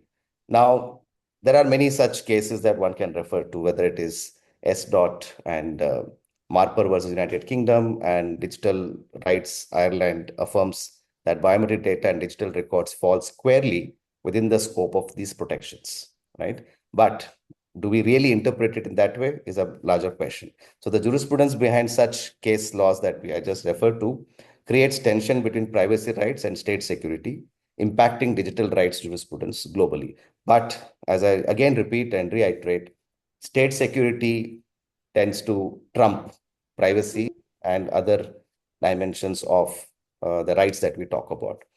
Yet refugees are subject to mandatory enrollment, right? And that's where the concern comes. In the name of security of the state, indefinite retention, opaque data sharing, and minimal redress, placing current practices which are there in the systems. And let me take example of Rohingya when I come to the second part of my discussion. So concluding the first part, I still would say that consent and the illusion of choice is a concern here. While I refer to the non-refoulement to refoulement as a preferred strategy and to the international legal systems and the case law that I referred, we see this transition from consent and the illusion of choice. What is the challenge here? Consent in refugee context is deeply constrained, as we all know, right? As I mentioned, the agency is a larger question. How much of agency they have, given that they don't have the minimum wherewithal in terms of institutional mandate to actually engage in contesting and also protesting. That is one part. So there's a constraint already that exists, right? Aid dependency, and more importantly, lack of information. And as a result of these two, absence of alternatives, right, also creates a problem. So consent obtained under such conditions cannot perform its legitimizing role in the law, even as referred to in the 1951 Refugee Convention, for instance, and in general also as part of UDHR. Now, toward creating a legally grounded framework for refugee data protection, I would make 5 propositions, right? And this is subject to further discussion and debate. One is explicit linkage between data practices and non-refoulement, and not to see them as 2 different entities. They're mutually inclusive. Second, binding purpose limitation and firewalling of, that is the technological intervention. We create a firewall of humanitarian data. And there's a lot of pressure and pushback from developed world not to create that for reasons that we all know. Third is refugee specific consent standards, right? Fourth could be independent oversight of actors, especially international actors dealing with data collection, data organization, utilization of data, and for the larger purpose of governance. Fifth would be right to explanation and redress for refugees, right? The current conventions don't have much space for such kind of explanations, right? So hence, I would say, if I put my thoughts in perspective, laws which govern refugee or refugee law in popular parlance was designed for reason was to protect vulnerable human beings and not optimize administrative systems. Let's be clear on that, right? It's because the refugee laws came in response to the wars and the aftermath of the wars and the situations which led to the need of the intervention of the state, but not necessary to optimize administrative systems, which is the demand of the 21st century and the current concerns. Whereas the task before us is to ensure that the data-driven refugee governance remains anchored in protection, accountability, and dignity. And the irony is we get two of the three, but not all three together. For instance, we may have systems for protection, we may have systems for ensuring accountability, but dignity might be not necessarily under the banner of what we are looking at. So let me also, in this context, as a prelude to my closing, recall another very interesting jurist, Justice Robert Jackson's reference here, where he clearly, very interestingly says, and this is more of a analogy as well as metaphor for us to reflect upon, where he reminds us that the Constitution is not a suicide pact, nor is international refugee law. That's the extension of that I am referring to. Nor is the international refugee law a data management manual. It is a moral and a legal commitment to human dignity, right? So this is where the obligation needs to be referred to from morality to legal and vice versa. So hence, as I said, this is an ongoing and current contemporary complex wicked problem to deal with. And hence, I would say shifting the order from what the refugee laws ought to do to what they are supposed to be doing is where the gap exists. And hence, we need to reflect upon it. So I'll stop here at this point. I'm sure there are a lot of questions because previous session also we had very good questions. So I can come back to that and we can discuss further on it. Thank you so much for this opportunity and hope I was audible. Thank you. Thank you, sir. Thank you so much for valuable insights and your contribution. We're looking for some questions. Let us have some deliberation. Is there any questions? Professor Chetan? Yes, sir. Yeah, Vishwanath, yeah. Thank you. So, is there a situation that has been created, either it is south or north, the hyper-nationalist context or the so-called security concerns have tried to take this refugee context into the southern trend, not the northern trend? Is that one reason that I think we should try to overcome? Yes, I think in a way, more than hyper nationalism, largely it is more of extended patriotism. This is how I would like the famous saying, one man's terrorist is another man's freedom fighter. So I would put it in that way. But if you see the overarching debates that are happening in India as well, the way we are looking at the borders today to then in earlier systems, and then before that during independence to now, we are seeing that sort of a perception that is emerging, that is a state is seen as more of a provider and not merely as looking at an enabler. So provider, what I meant to say is that over last 10 years, we are seeing a pushback on one hand, that is we are seeing us and the other, which was not the case because our non-alignment movement in the historical context, Gandhism and peace and all others that we have been referring to and living by. But now we are seeing a different approach towards it, right? You need to be not necessarily entitled, but you need to have the rights to access what the state can give. So hence I would create more thicker borders rather than thinner borders. So, and then hence I will practice refoulement in a subtle way and rather not be open about non-refoulement as other states would do. And this, we have seen it in emerging in India, but not necessarily practicing. But we have seen that, as I said, in Hungary, where the Prime Minister clearly announced that anybody coming. So, sir, you have to see from both angles, like what is being done in Global North for the refugees coming from Global South, what is being done in Global South for the refugees coming within the Global South to the other nations. So now I'm looking at Global South refugees going to the Global North for livelihood and right to life. That is one part. Hungary has clearly laid that out and very openly telling that. Whereas south to south, like India has opened up to Tamil refugees coming from the Sri Lanka. the post-war scenario, right? And also from Sri Lanka, for instance. So, and also we have seen Kushal Nagar in our own region, Hubli next to your university, the places where Tibetans have been acknowledged. Now, the question is, are we misappropriating their existence in terms of the human numbers that we have, or are we providing them their own space that they're supposed to be provided as per the laws, because we are not signatories to the international legal systems as we are supposed to be, but we are still valuing the UDHR as our prime reference.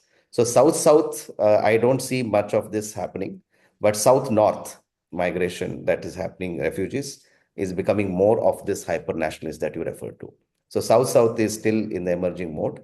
With the wars happening across the country, I'm being little pessimistic that it may happen soon. So that's an opinion only. The first one is an argument. Yeah. Thank you, sir. Thank you. Is there any question from audience? We see the participants.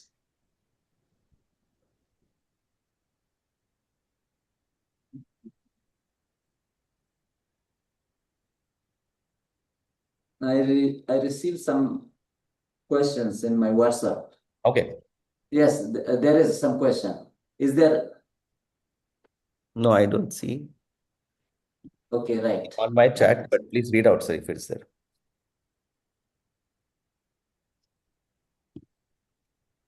Please read out if there's any question.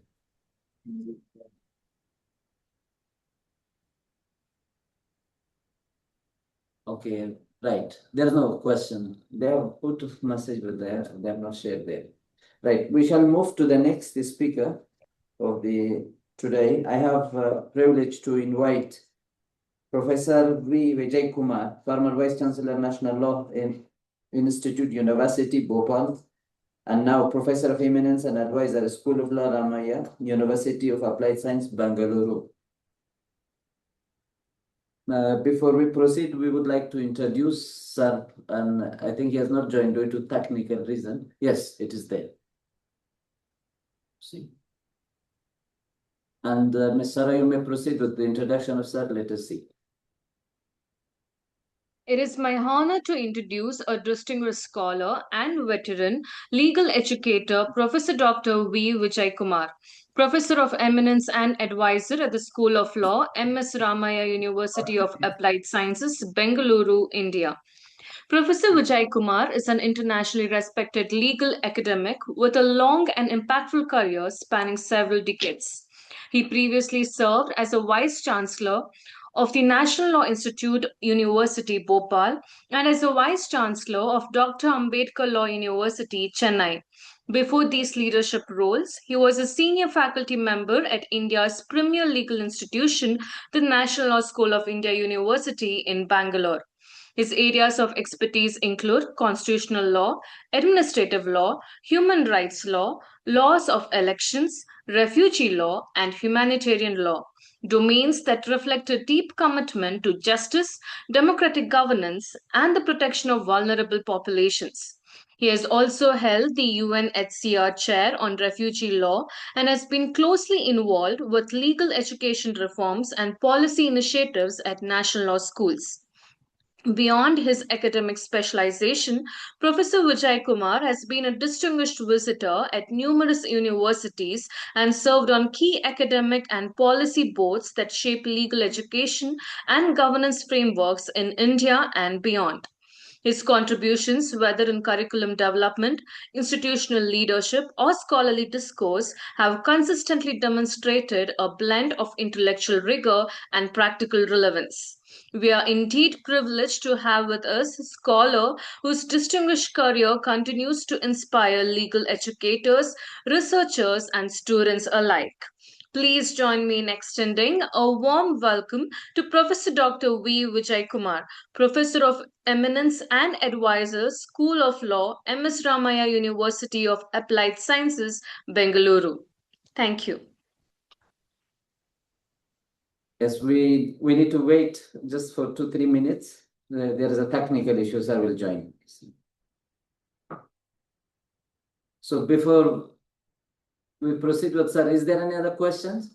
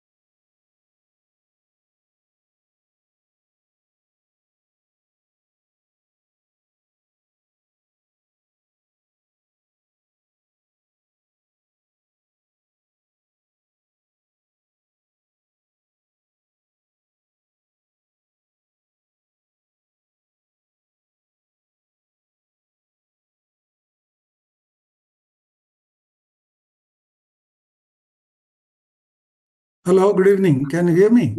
Yeah, good evening, sir.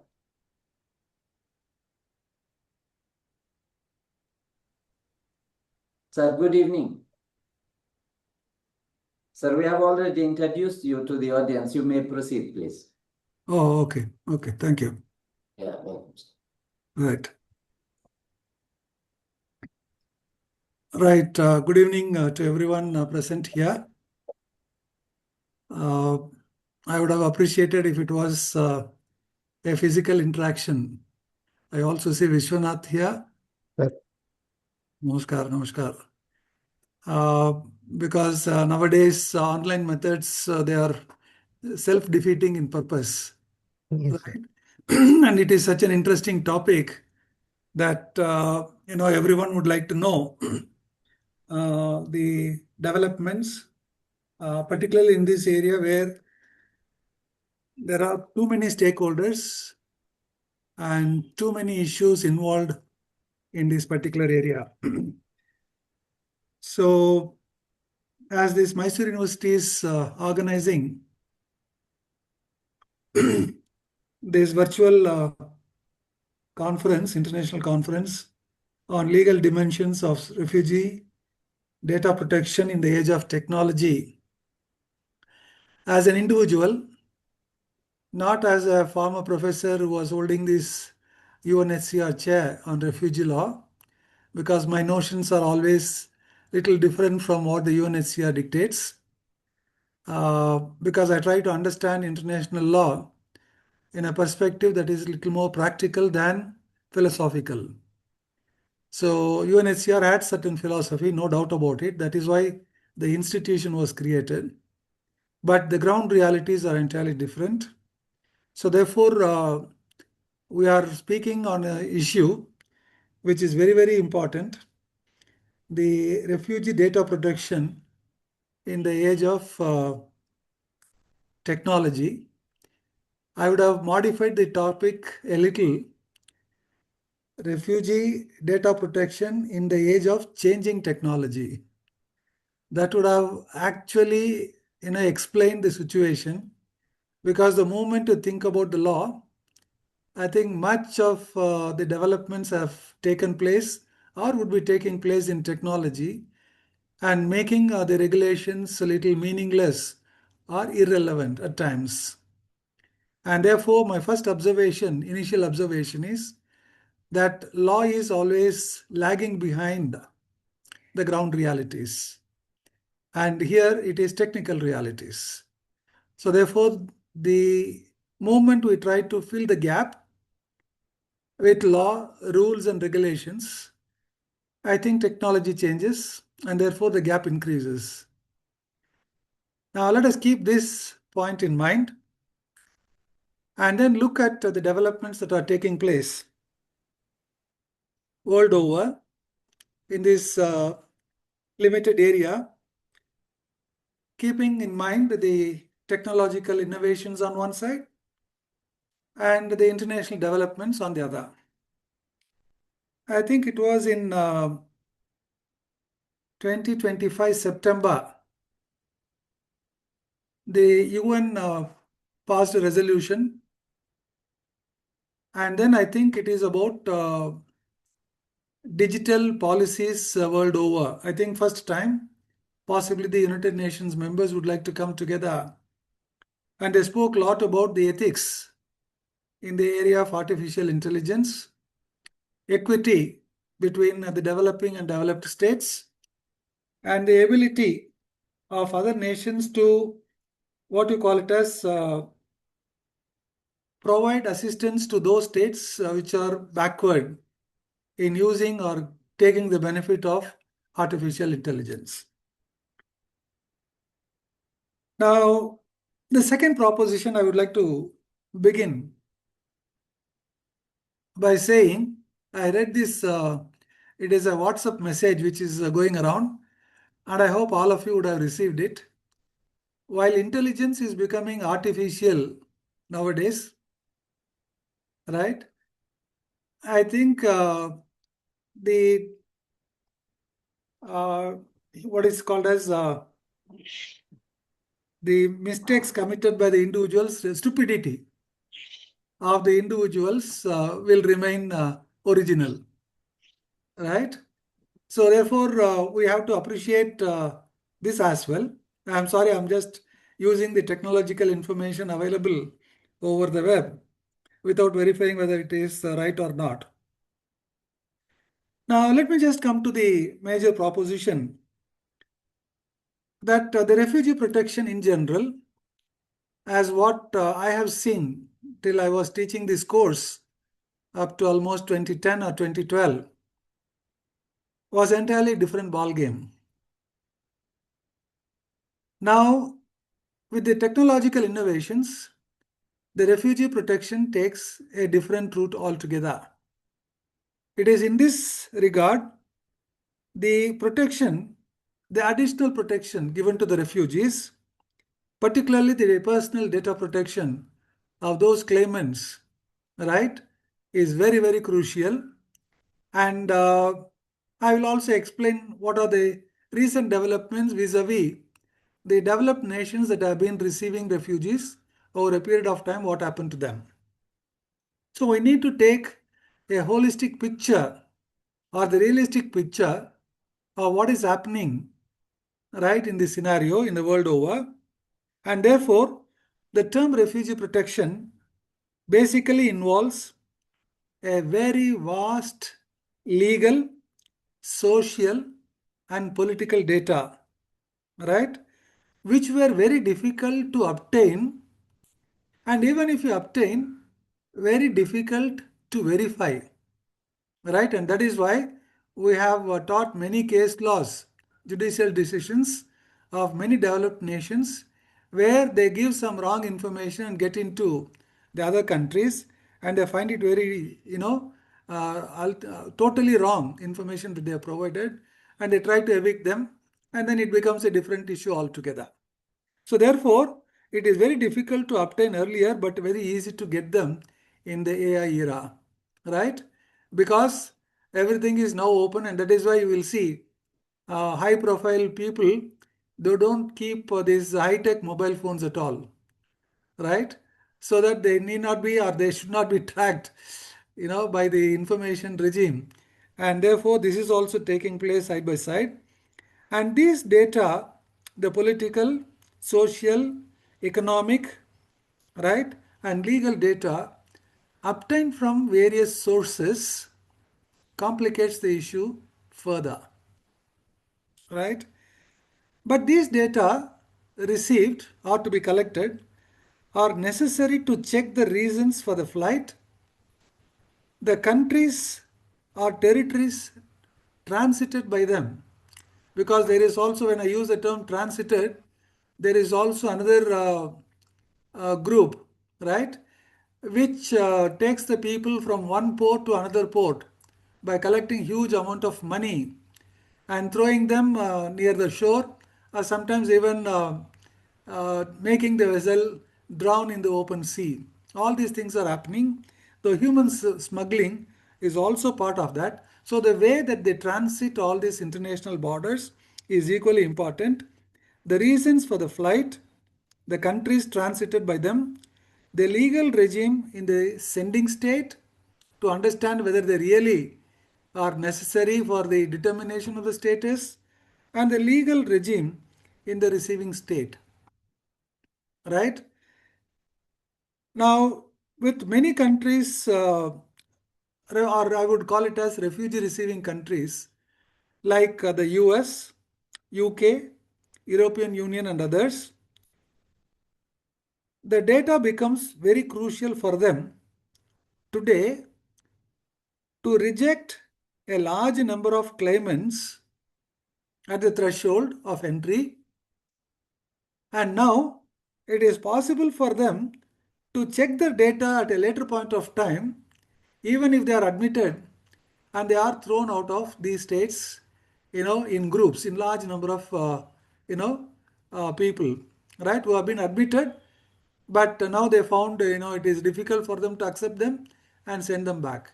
I think recently what has happened to large number of illegal immigrants, they call them, to India, to Africa, to South America, and even to China, right?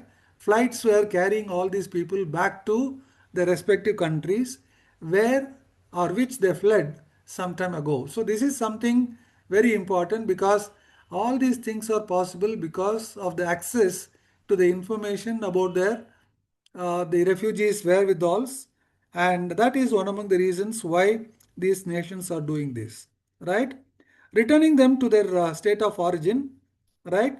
And it poses a huge challenge to privacy and personal data protection of claimants in the contemporary world. Now, earlier, I still remember I was delivering a lecture at the International Institute of Humanitarian Law, right, in Italy. And there my topic was balancing between refugee protection, right, and national security.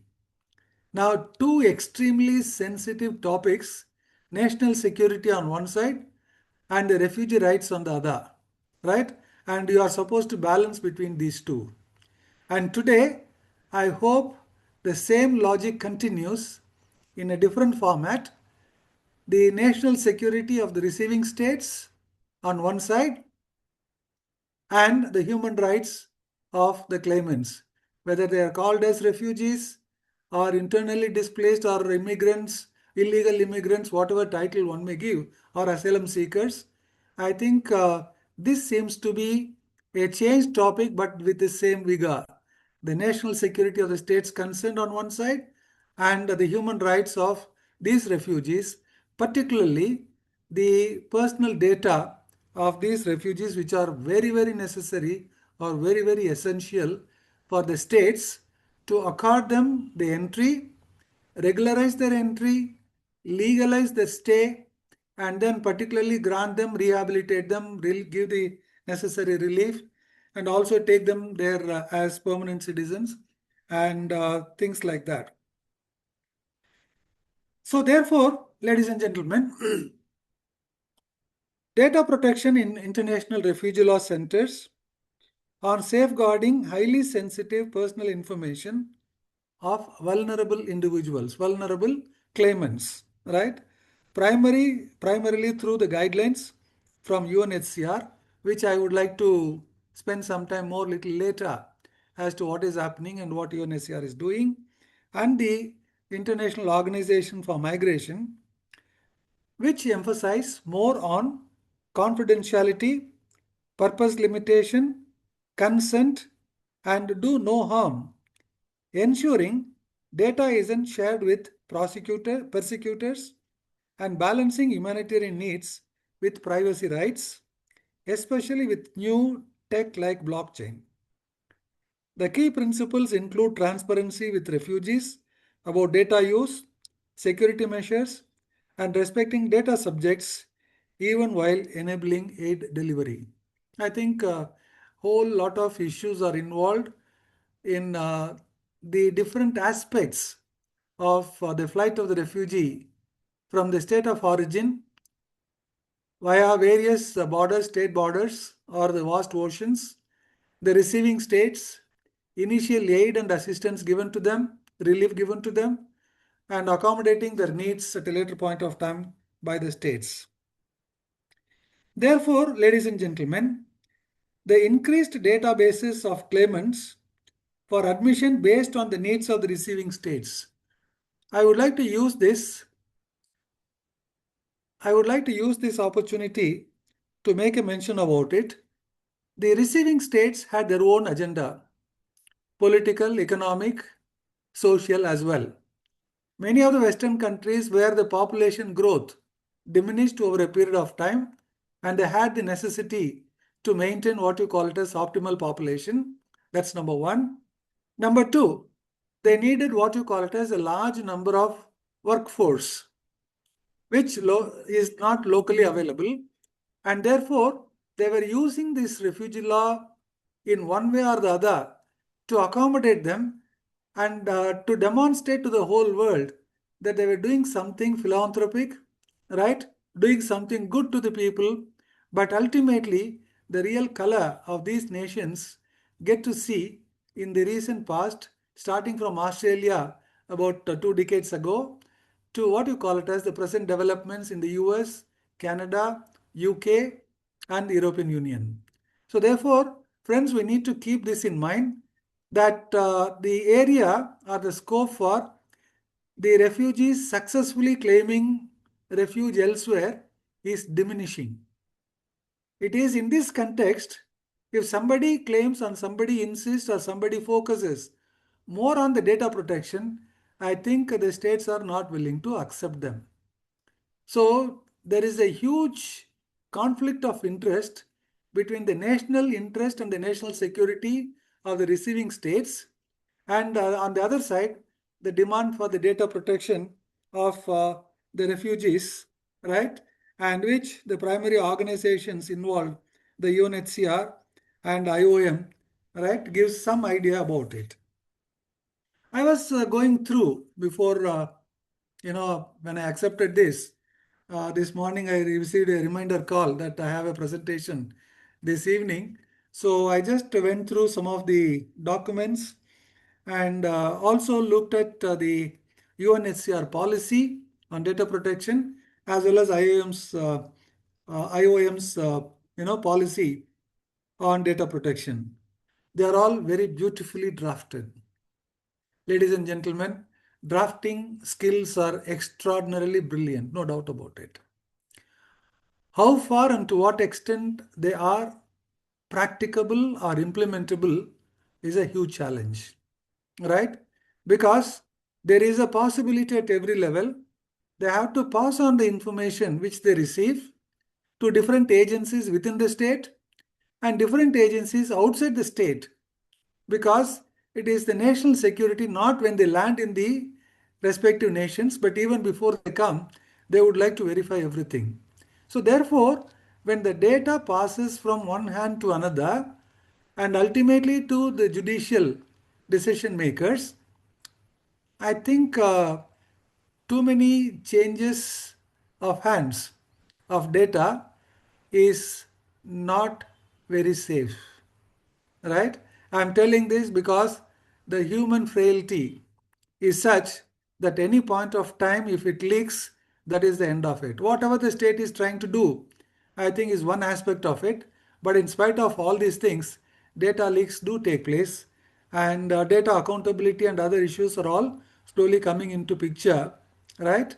And therefore, we have to appreciate this policy in that particular perspective.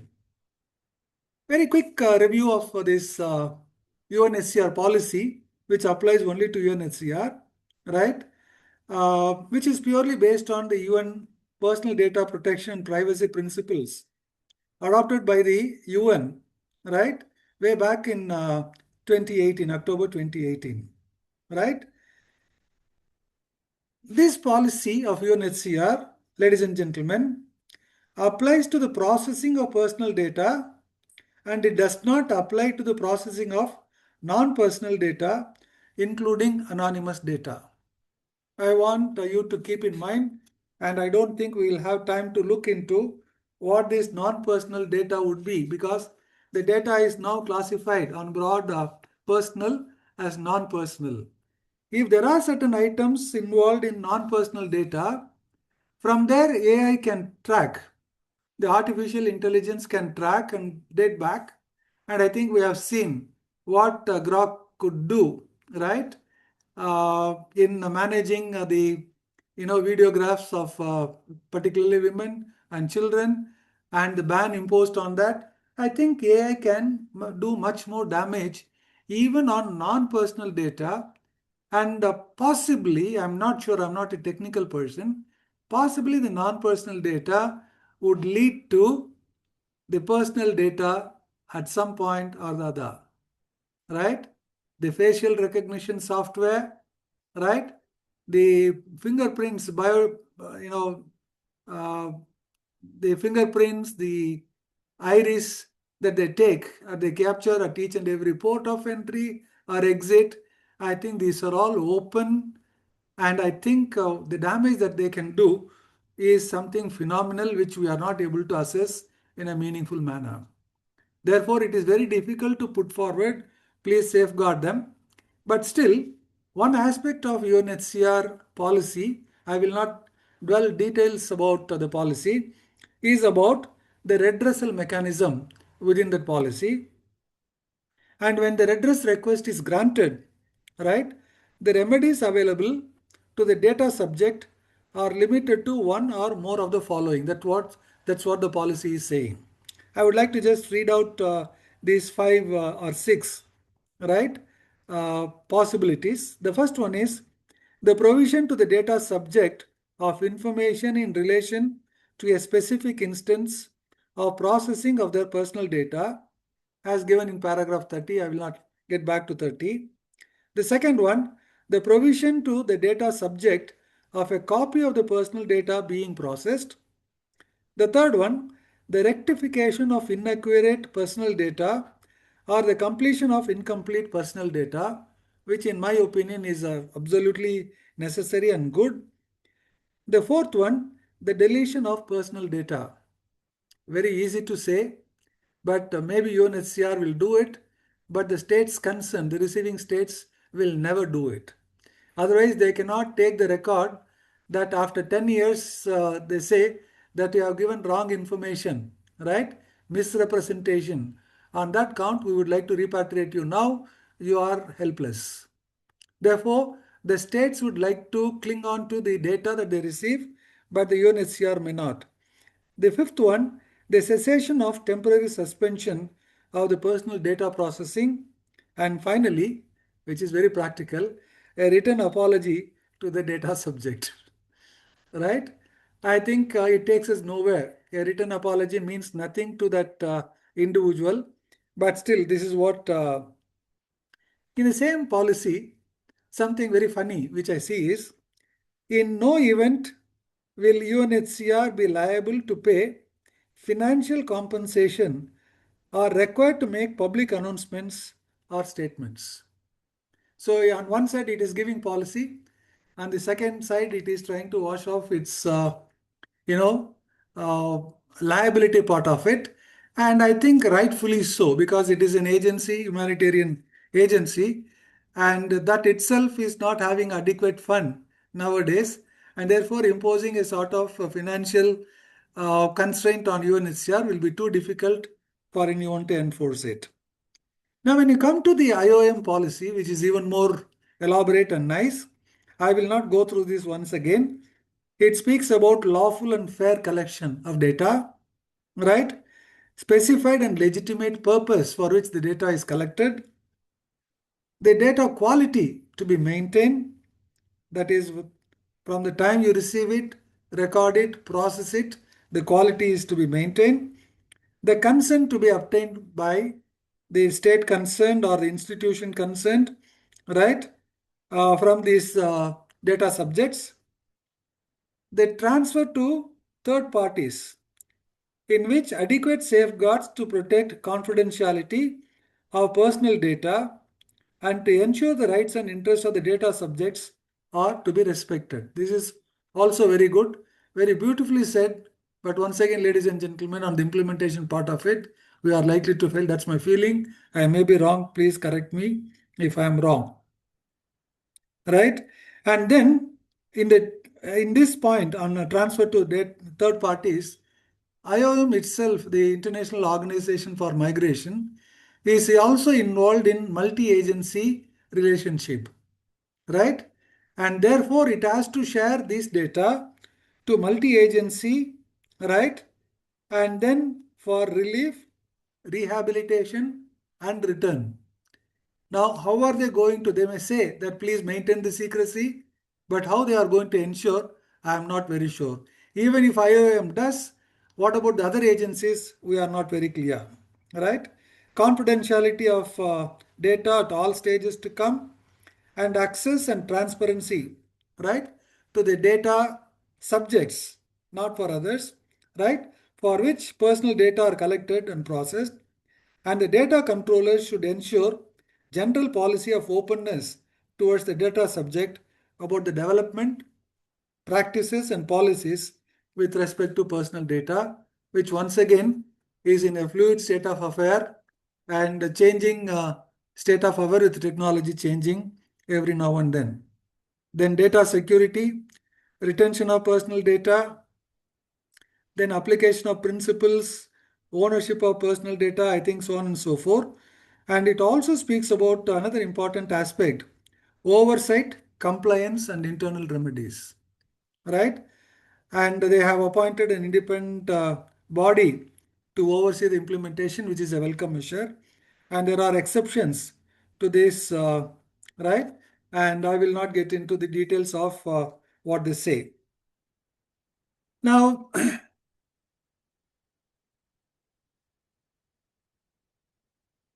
data protection in technical side is one and the legal side is another. There are many states which are not even willing to accept, right, the importance or significance of data protection. They keep on collecting left, right, and the center.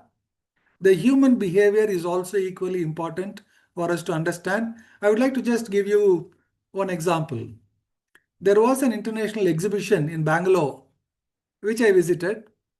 Usually they used to give a ticket, you buy it and then enter.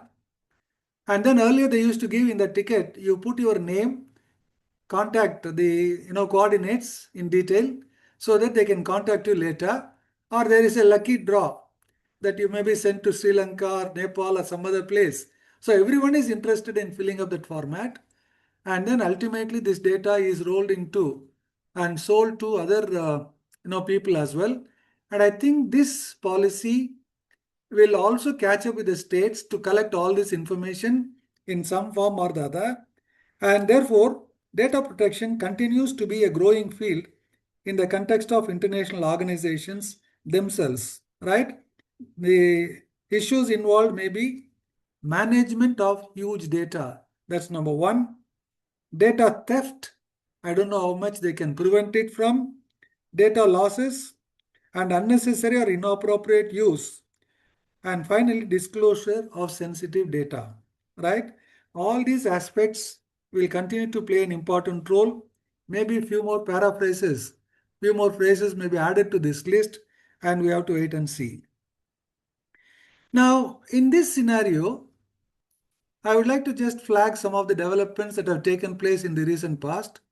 The policy of the UK, right, which drastically changed, right? They wanted to prevent the refugees or asylum seekers coming, right, through the sea ports, any of them. And then they have put what you call it as the Coast Guard ships everywhere to drive them back, which we don't get to know what's happening really on field. Now, this has changed a little now. Things are changing, no doubt about it. The European Union is another, which I think in the last few decades, which I have seen, repatriating the refugees who have been accepted as refugees, and Germany and other countries giving what you call it as incentives to the African nations to take them back. And I'll tell you, they were selling these accepted refugees. If they accepted one refugee by any of the African nations, they will give $3,000, right? It is the money which makes the repatriation possible. When all these things are taking place, I really doubt whether these countries in European Union will strictly enforce what is there in law, or would they like to keep the national interest and give some additional weightage to national interest for the time being because of the conflicts that are taking place in and around the European Union, right? So therefore, the EU immigration and asylum system is governed by a dense, complicated web of law and practices. I need not elaborate on this.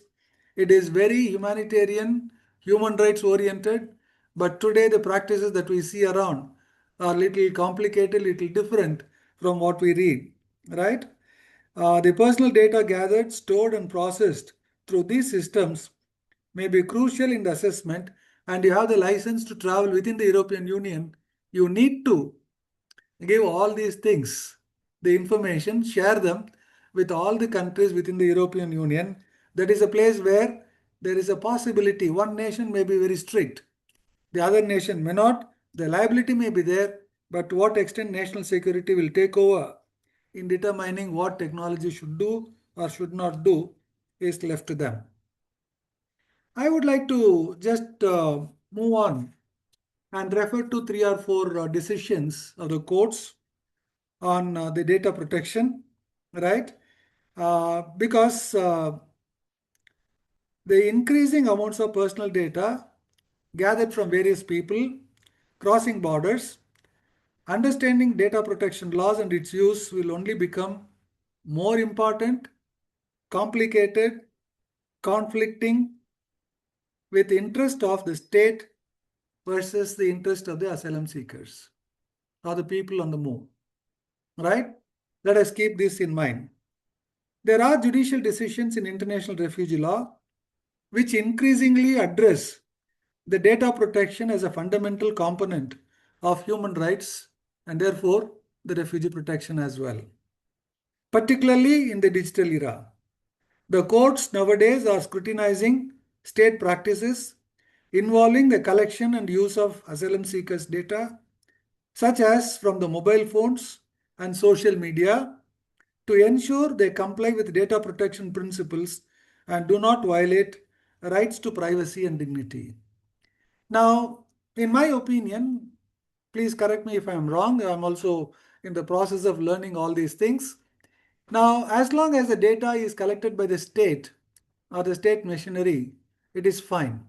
Some sort of check and some sort of control, some sort of regulation can oversee it. But if it is through the social media, right, and there are non-state actors holding vast amount of data, right?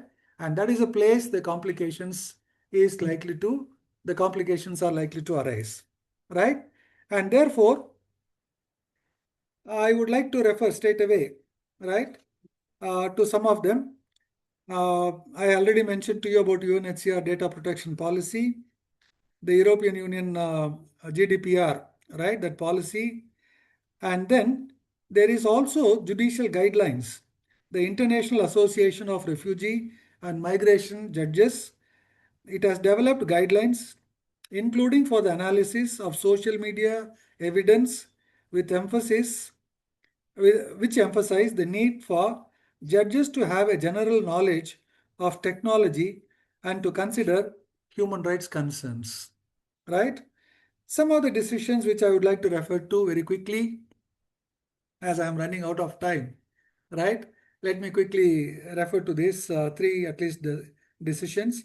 The German Federal Administrative Court very recently in 2023, right? The court ruled that the Federal Office for Immigration and Asylum must change its practice of routinely extracting data from mobile phones, from mobile phones of undocumented asylum seekers. See the qualification, from the mobile phones of undocumented asylum seekers. Authorities must first check for other less intrusive, so they have to check other less intrusive forms of identification before resorting to phone data extraction.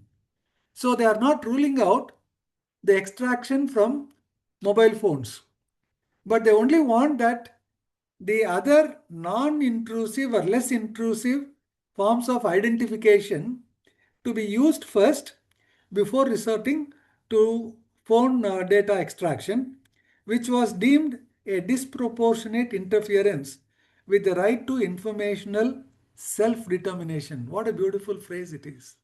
Informational self-determination. And I would request, if there are researchers in the gathering, the students or the faculty in the gathering, I think they should take up this phrase, right? The informational self-determination. We have seen self-determination in various forms in politics, in international relations, right? But now we are seeing this as informational self-determination in that specific case, right? A wonderful phrase. I have learned something on this self-determination, informational self-determination. The second one, the Belgian Constitutional Court recently reviewed legislation on accessing electronic devices and ruled that authorities are not authorized to conduct unlimited searches. Now, as a student of law, when I read this, right, not authorized to conduct unlimited searches, which means it permits limited searches, right? So as a student of law, I would like to see the negative side of it also. Conduct limited searches, so it is possibility. The decision to request access must be communicated in writing, and the authorities can only consult elements shown by the applicant. This is the second decision on this particular subject, which I think we need to go in detail. I did not go through the entire judgment, but I think the crux of it I read somewhere, so I thought I'll share it with you. The third one is UK Court of Appeal, right? That is AAA, that is a Syrian claimant and others, versus the Secretary of State for the Home Department, which addressed the legal relevance of data protection breaches in the context of UK's Rwanda relocation policy. Now, the moment you think about relocation policy, right, something else need to be.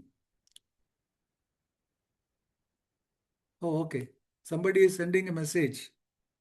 Right? Okay. I'll just take another 2 minutes to wind up, and therefore I'll leave it to the organizers to complete the proceedings. Right? The case explored whether such breaches are relevant to the overall validity of public law decisions in asylum management. Right? Data sharing and confidentiality. The judicial review cases in UK have challenged Home Secretaries or Home Office's policy of sharing data of victims of serious crimes, including that of domestic violence, with immigration enforcement, arguing that this is inconsistent with the primary purpose of police protection and a potential breach of Data Protection Act and ECHR rights. Right? These decisions underscore that data protection is not a minor issue but a critical safeguard against other human rights violations, such as refoulement based on mistaken identity or discriminatory algorithmic assessments. Ladies and gentlemen, I would like to just give you one important issue or a case study in which a lady was deported back to Bangladesh recently. She was in the advanced stage of pregnancy and she was about to deliver a baby, and some of the NGOs intervened and raised objections, and finally the court granted a re-entry and she came back to India and delivered the baby, right? And if this is possible, I think on humanitarian and human rights considerations, we need to look at data protection in that perspective rather than simply theoretical, right? There is an increased amount of national security concerns among all nations, developing or developed, right? And that cannot be compromised with data breaches or data protection as a right, as a basic right, when the refugees or the claimants cross several borders and reach the shore of another state, knocking on the doors of that state to provide them what you call it as asylum. I have much more other issues also in my presentation which I wanted to discuss, but I think I will stop here.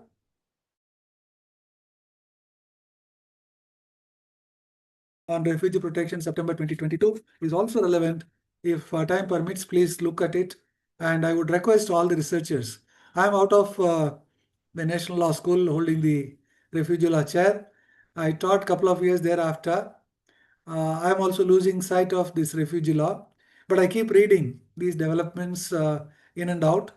I would appreciate all the students and the researchers to take this area much more seriously. And I think the future of the asylum seekers will be based on your research findings in the years to come to protect their privacy, right? And also at the same time balance with the national security of the states, particularly the receiving states. Thank you very much for your patient hearing.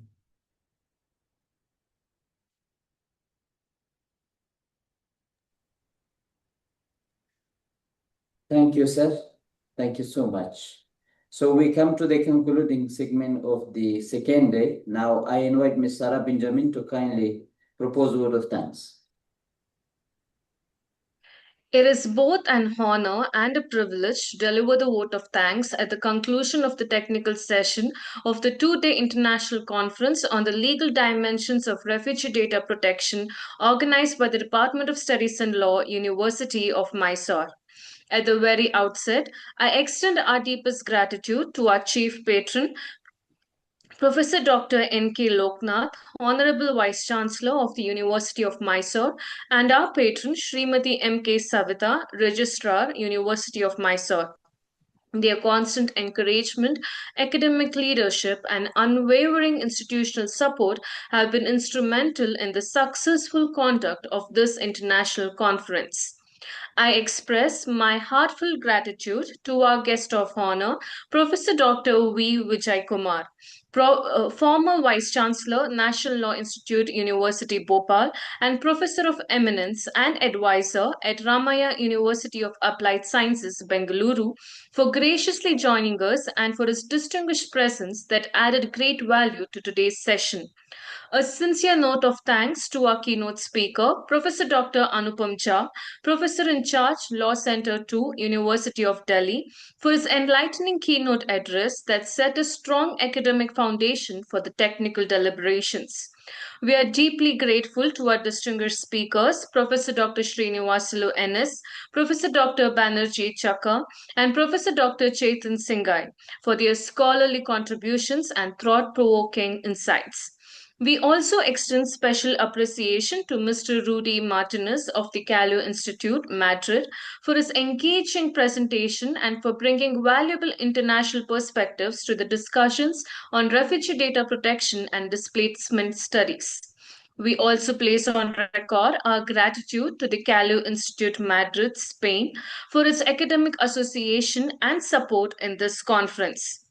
A very special note of appreciation to Professor Dr. Vishwanath M., Senior Professor and Dean, Faculty of Law, Karnataka University, Dharwad, for his constant support and encouragement over the last 2 days. His guidance and goodwill have been a great strength to this program. We gratefully acknowledge Professor Dr. M.S. Benjamin, Dean, Faculty of Law and Chairman, Department of Studies in Law, as President of the program, for his visionary leadership and guidance. Our sincere thanks also goes to Dr. Syed Kudrat Hashmi, coordinator of the program, for his tireless efforts in planning and executing this conference with remarkable precision. Most importantly, we extend our sincere appreciation to our technical and media team support, Mr. Millen, whose dedicated efforts behind the scenes ensured smooth streaming, seamless connectivity, and flawless technical execution throughout the conference.